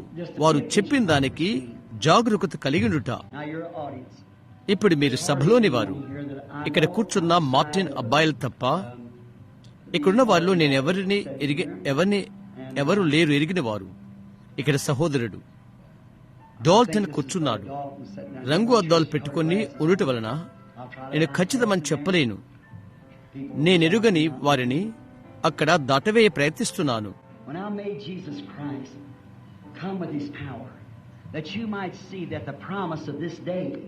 యేసుక్రీస్తు ఆయన బలముతో వచ్చును కాక ఈ దినపు వాగ్దానం మీరు చూచినట్లుగా మలాకి 4 కూడా ఆ ప్రకారము ఈ దినపు లేఖనము చెప్పబడినట్లుగా అది నెరవేరవలసి ఉన్నది. ఒకటి తప్పగా జరగవలసి ఉన్నది. దేవుడిది వాగ్దానం చేశాడు.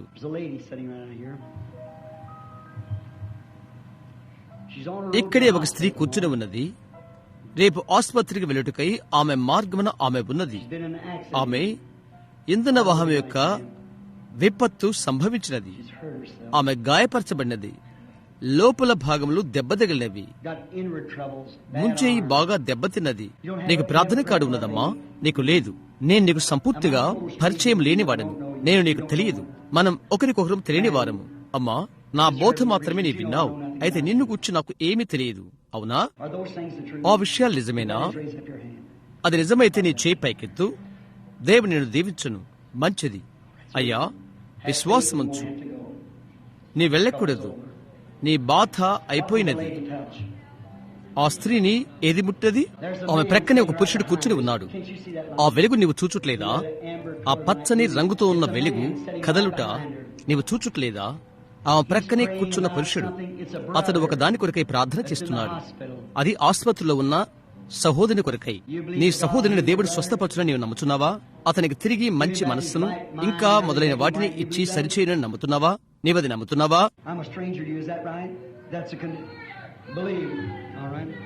నేను నీకు అపరిచితుడును. అవునది నిజమేనా? నమ్ము. సరే, అతడేం ముట్టాడు?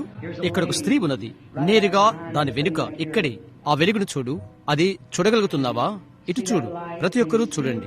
నేరుగా ఇక్కడే చూడు. ఒక రకమైన పచ్చగా కనిపించే గోళాకారము అది. అక్కడే ఒక స్త్రీ ఉన్నది. ఆమె ఇక్కడే ఉన్నది. ఆమె ఒకరికొరకు ప్రార్థన చేస్తున్నది. అది 2 బిడ్డలు, మనమడు, మొది మనమడు.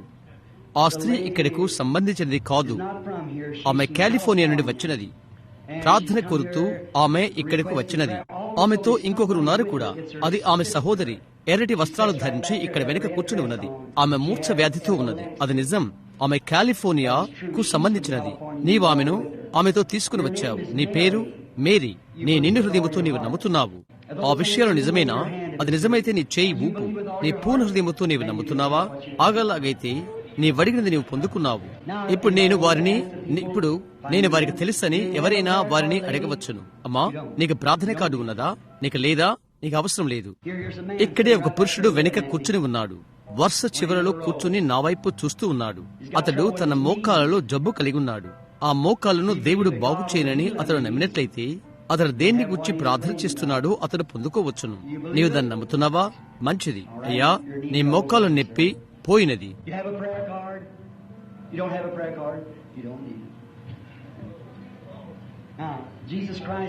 నీకు ప్రార్థన కార్డు ఉన్నదా? నీకు ప్రార్థన కార్డు లేదా? అది నీకు అవసరం లేదు.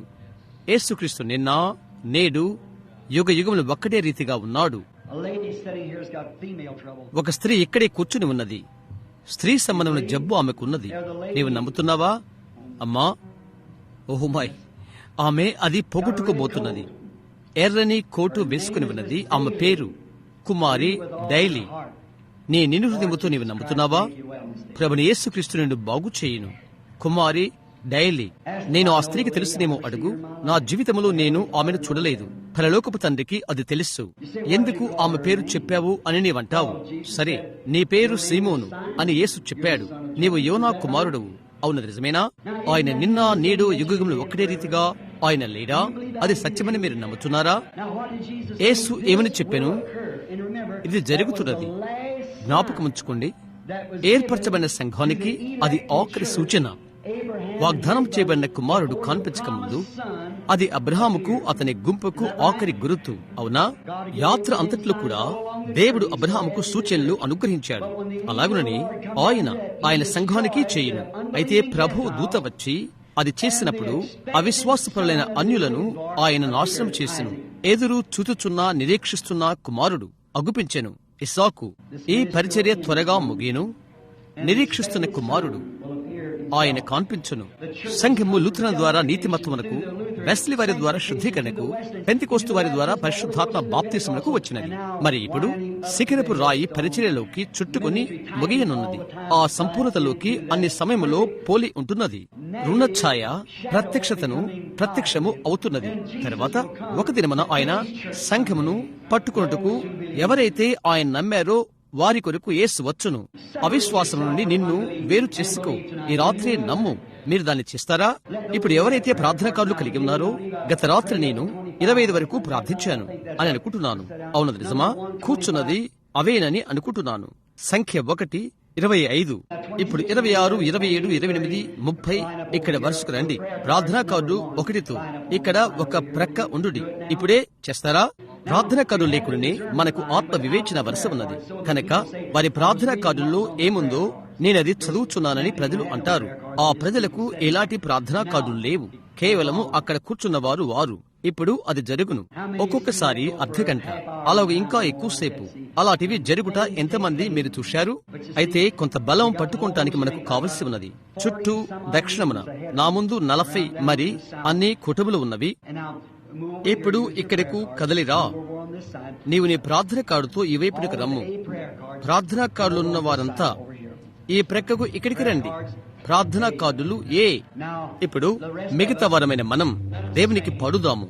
ఓన్లీ బిలీవ్, విశ్వసించు. మీరు అది చేస్తారా? మనమందరం కలిసి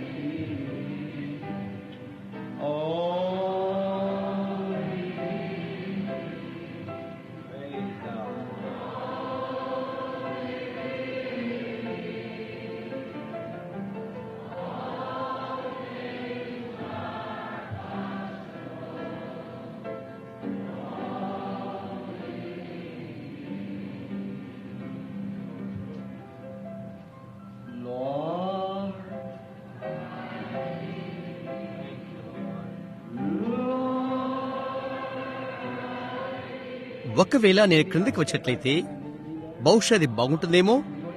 రోగులకై ప్రార్థించటకై అక్కడికి దిగి వెళ్దామా? ఇక్కడికి వెళ్ళాలి. రోగులకై ప్రార్థించుటకు మనం ఉన్నట్లుగా కనిపిస్తున్నాము. ఈ ప్రజలు స్వస్థత పొందాలని ఎంతమంది ఆసక్తికరంగా ఉన్నారు చూశారా? స్వస్థత దేవునికి సంబంధించినది. అవునా? యేసు ఈ రాత్రి ఇక్కడ నిలబడినట్లయితే ఆయన నాకు ఇచ్చిన ఈ సూటు వస్త్రములతో నిలబడి ఉంటే, ఈ సూటు వస్త్రాలు ఆయనే ధరించి ఉంటే, ప్రభువా నీవు నన్ను స్వస్థపరచము అని మీరు చెప్పినట్లయితే, నేను ఎప్పుడూ అది చేసి ఉన్నాను అని ఆయన చెప్పును. మన అతిక్రమ క్రియలను బట్టి ఆయన గాయపరచబడెను. ఆయన పొందిన దెబ్బల చేత మనకు స్వస్థత కలుగుచున్నది. అవునది నిజమేనా? చూశారా? ఆయన ఎప్పుడూ అది చేశాడు. అది గతించిన కాలము. ప్రభువా నన్ను రక్షింపుము నీవు చెప్పు అని నీవు చెప్తావు. ఆయనది ఎప్పుడో చేశాడు. నీవు ఎంత ఏడ్చవని కాదు, నీవెంతగా ప్రార్థించవని కాదు, నీవెంతగా బలను బాధినా అనవసరం. అది ఆయన నీకు చేసి ఉన్నాడని నీవు నమ్ము వరకు అది నిన్ను రక్షించదు. అవునది నిజమేనా? అది అలాంటిదే. నేను ప్రజలను స్వస్థపరచను, నేను ప్రజలను స్వస్థపరచలేను. ఆయన నిన్న నేడు యుగయుగములు ఒక్కటి రీతిగానే ఉన్నట్లయితే ఆయన ఏమి చేయును? ఆయన ఇప్పుడేమి చేయునో అదే చేయును.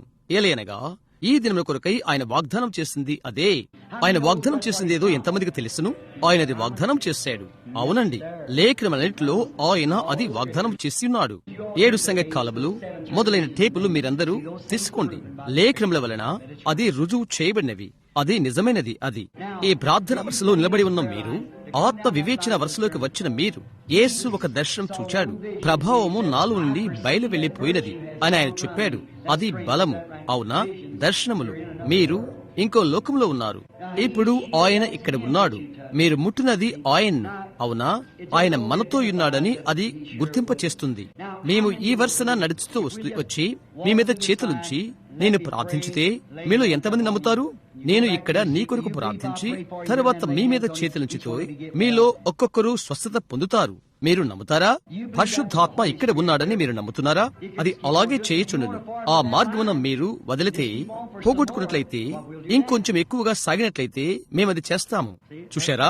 అందుకే పరిశుద్ధాత్మ ఇక్కడ ఉన్నాడు. అవునా? మీరెక్కువగా నమ్మునట్లుగా అది చేసినట్లయితే అది మీ తలంపులకు సంబంధించినది. వారిపైన చేతులుంచుట, అది అనేకులు బోధించబడతారు. బైబిల్ తెలియజేస్తున్నది, ఆయన తన వాక్కును పంపి వారిని బాగు చేసెను. అదే ఆయన ఇప్పుడు చేసినది.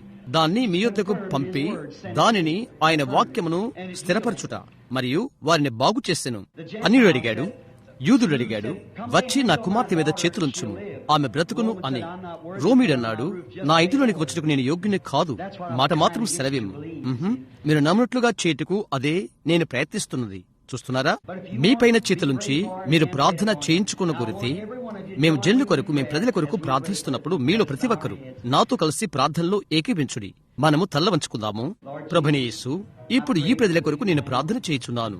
నీవు ఇక్కడే నిలబడి ఉన్నావని వారు గ్రహించి ఉన్నారు. నీ ప్రజల మధ్య నిలబడి ఉన్నావని వారు ఎరిగి ఉన్నారు. ఈ ప్రజలు ఈ రాత్రి వేదిక దాటి వెళ్తున్నప్పుడు కేవలం నీ సేవకుడైన నా యుద్ధకు వచ్చుటి కాదు, లేక ఇక్కడ కూర్చున్న నీ యొక్క ఇతర సేవకుల యుద్ధకు వచ్చుటి కాదు, జీవం గల దేవుని ఆలయం వద్దకు వారు వచ్చుచున్నారని వారు గ్రహించుదురు కాక, నమ్మిన వారి వలన ఈ సూచకులు వెంబడించును.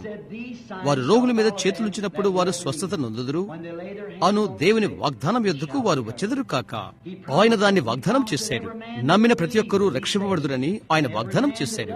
నమ్మిన ప్రతి మనుషుడు రక్షింపబడతారని ఆయన వాగ్దానం చేశాడు. స్వస్థతను నమ్ము ప్రతి ఒక్కరూ స్వస్థపరచబడుదురని ఆయన వాగ్దానం చేశాడు. తండ్రి, ఇప్పుడు మా అవిశ్వాసమునకు సహాయము చేయము.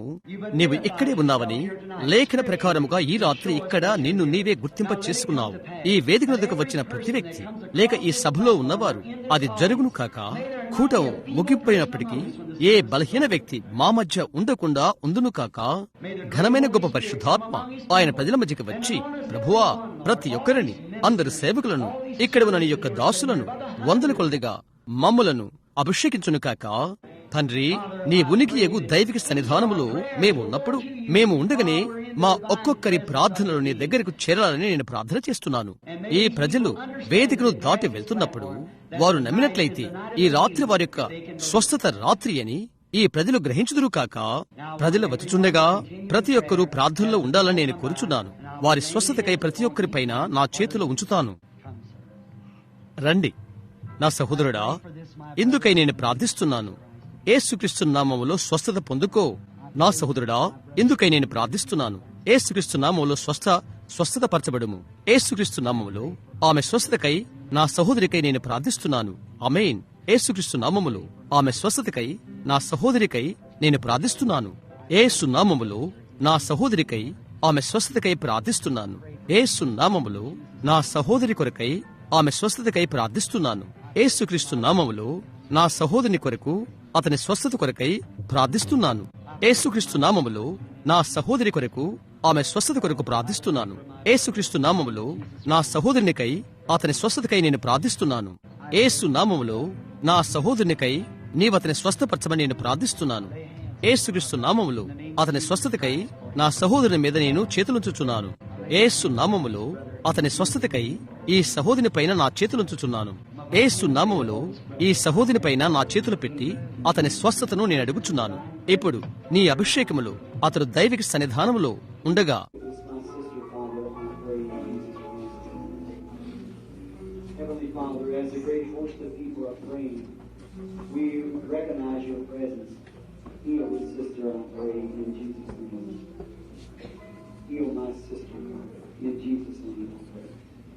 I lay hands upon my brother in commemoration of your word, for his healing in Jesus' name. Let it be so, Father. These signs follow them that believe. When they lay their hands on the sick, they shall recover. Grant the healing of my brother, Father, as I lay hands upon him in the name of Jesus. In the name of Jesus Christ, I lay hands upon the sister for the healing. In the name of Jesus Christ, I lay hands upon the sister for the healing. In the name of Jesus Christ, I lay hands upon my brother for his healing. I bless this, my brother, in the name of Jesus Christ, for faith for healing. Lord Jesus, I lay my hands upon the child, that you heal its body and make it well. You'll do it, Father, you promise. In the name of Jesus Christ, may our sister be healed. Lay that on me. You'll be all right. You believe that? You believe that? In Jesus' name, let our sister be healed. Lord, in the name of Jesus Christ, let the child be healed. No doubt. Believe it. Father, heal this little sister, I pray, in Jesus' name. No doubt. You believe that? Because that's how it's done. Just place it. Father God, I lay hands upon my brother. In the name of Jesus Christ, let him be healed. Father, I lay hands upon my brother. In the name of Jesus Christ, let him be healed. Father God, with hands laid upon my brother, I ask in Jesus' name for his healing. Likewise upon my brother here, Father, with my hands I place in memoration of your word, and ask for his healing. In the name of Jesus Christ, I ask for the healing of my brother. In the name of the Lord Jesus Christ, I ask for the healing of my sister. Be it be so. Lord, I pray that you heal my sisters. In the name of Jesus Christ. Sister Shay, God bless you. Heavenly Father, I pray for my sister Shay that you will heal her in Jesus' name. Heavenly Father, I lay hands upon this sister in the name of Jesus Christ for her healing. In the name of Jesus Christ, I lay hands upon our sister for her healing. Heavenly Father, I lay hands upon this sister. You said do it. And I do it because I believe you. I connect myself, my faith, my soul with her, and ask for her healing. On this little boy, I lay hands in Jesus' name and ask for his healing. I lay my hands upon this sister. In Jesus' name, I ask for her healing. Heavenly Father, I lay hands upon the sister. In the name of Jesus Christ, I ask for her healing.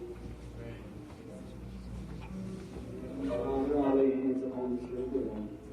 In the name of Jesus Christ, I ask for her healing. Heavenly Father, I lay hands upon this little boy and ask for his healing in Jesus' name. Amen. Heavenly Father, I lay hands upon this little girl in Jesus' name and ask for her healing. Sister, God bless you. Here's a lady certainly knows what healing was. She was brought back to life 15 years ago in the prayer line. 17 years ago, died with cancer in her heart. The doctor has a record of it here. Mrs. Waldo. How many knows that to be so in being treated? Heavenly Father, your healings are lasting as long as we believe. I pray for Sister Waldo. Make her well. In Jesus' name. Bless you, sister.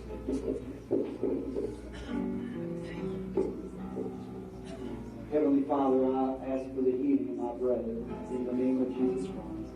Amen. Father, I lay hands upon this little boy. In the name of Jesus Christ, I ask for his healing. Father, I lay hands upon my sister in Jesus Christ's name for her healing. Father, I ask mercy and healing for my sister. Grant it to her tonight. I lay my hands upon her to connect myself with my prayer. In Jesus' name. Heavenly Father, I lay hands upon my sister. Believing my prayer, she's believing too. Better be healed, Father. In Jesus' name. Heavenly Father, lay hands upon my brother here. Also believing our prayer. All of us praying together, Father. We believe that this is going to happen. I ask in Jesus' name. Heavenly Father, with hands upon this sister, I ask for her healing in the name of Jesus Christ. Heavenly Father, again, upon the body of this little brother standing here, I lay my hands, believing that you hear. And my prayer with his, with all this church, we believe that you will heal him. In Jesus' name, bless you, brother. Heavenly Father, I pray for the healing of my sister. With hands upon her, my heart goes out, Father, and Lord. Have mercy and heal her. In Jesus' name. Heavenly Father, this sweet little girl passes through life, through the family. I lay hands upon her in the name of Jesus Christ, who laid his hands upon her children and blessed her. May she be blessed and healed. In Jesus' name. Heavenly Father, laying hands upon our sister as she passes by. In the name of Jesus Christ, let her be healed. Likewise, upon this sister, Father, I lay hands. In the name of Jesus Christ, let her be healed. Father, I lay hands upon my brother. In the name of Jesus Christ, let him be healed. తండ్రి, ఈ నా సహోదరిని స్వస్థపరచుము. యేసుక్రీస్తు నామములో నేను ప్రార్థిస్తున్నాను. యేసుక్రీస్తు యొక్క నామమున అతడు స్వస్థపరచబడు కాక. అలాగుని తండ్రి, ఇక్కడున్న నా సహోదరుని పైన నా చేతులు పెట్టుచున్నాను. యేసు నామములో అతడు స్వస్థపరచబడు కాక. తండ్రి వినదేవా, యేసుక్రీస్తు నామములో నా సహోదరి పైన నా చేతులు పెట్టుచున్నాను. ఆమె ప్రభుని యేసు నామములో స్వస్థపరచబడు కాక. మా తండ్రి, ఈ సహోదరుని పైన నా చేతులు పెట్టి యేసు నామములో అతని స్వస్థతను అడుగుచున్నాను. ఆమేన్. యేసుక్రీస్తు నామములో నా సహోదరుని పైన నా చేతులుంచి దేవుని మహిమ కొరకై అతని స్వస్థత అడుగుచున్నాను. ఆమేన్. పరలోకపు మా తండ్రి, నా సహోదరుని మీద నా చేతులుంచి అతని స్వస్థతను అడుగుతున్నాను. ప్రభువా, అతని ప్రార్థనతో నా ప్రార్థన కలిపి ఈ రాత్రి నీవు చేకూర్చిన సంఘ ప్రార్థనతో కలుపుచున్నాను. దేవుని కుమారుని యందలి విశ్వాసమునకు గుర్తింపుగా అతనిపై నా చేతులు పెట్టి అతని స్వస్థతను అడుగుచున్నాను. ఆమేన్. We got some wheelchair patients here. We'll pray for them.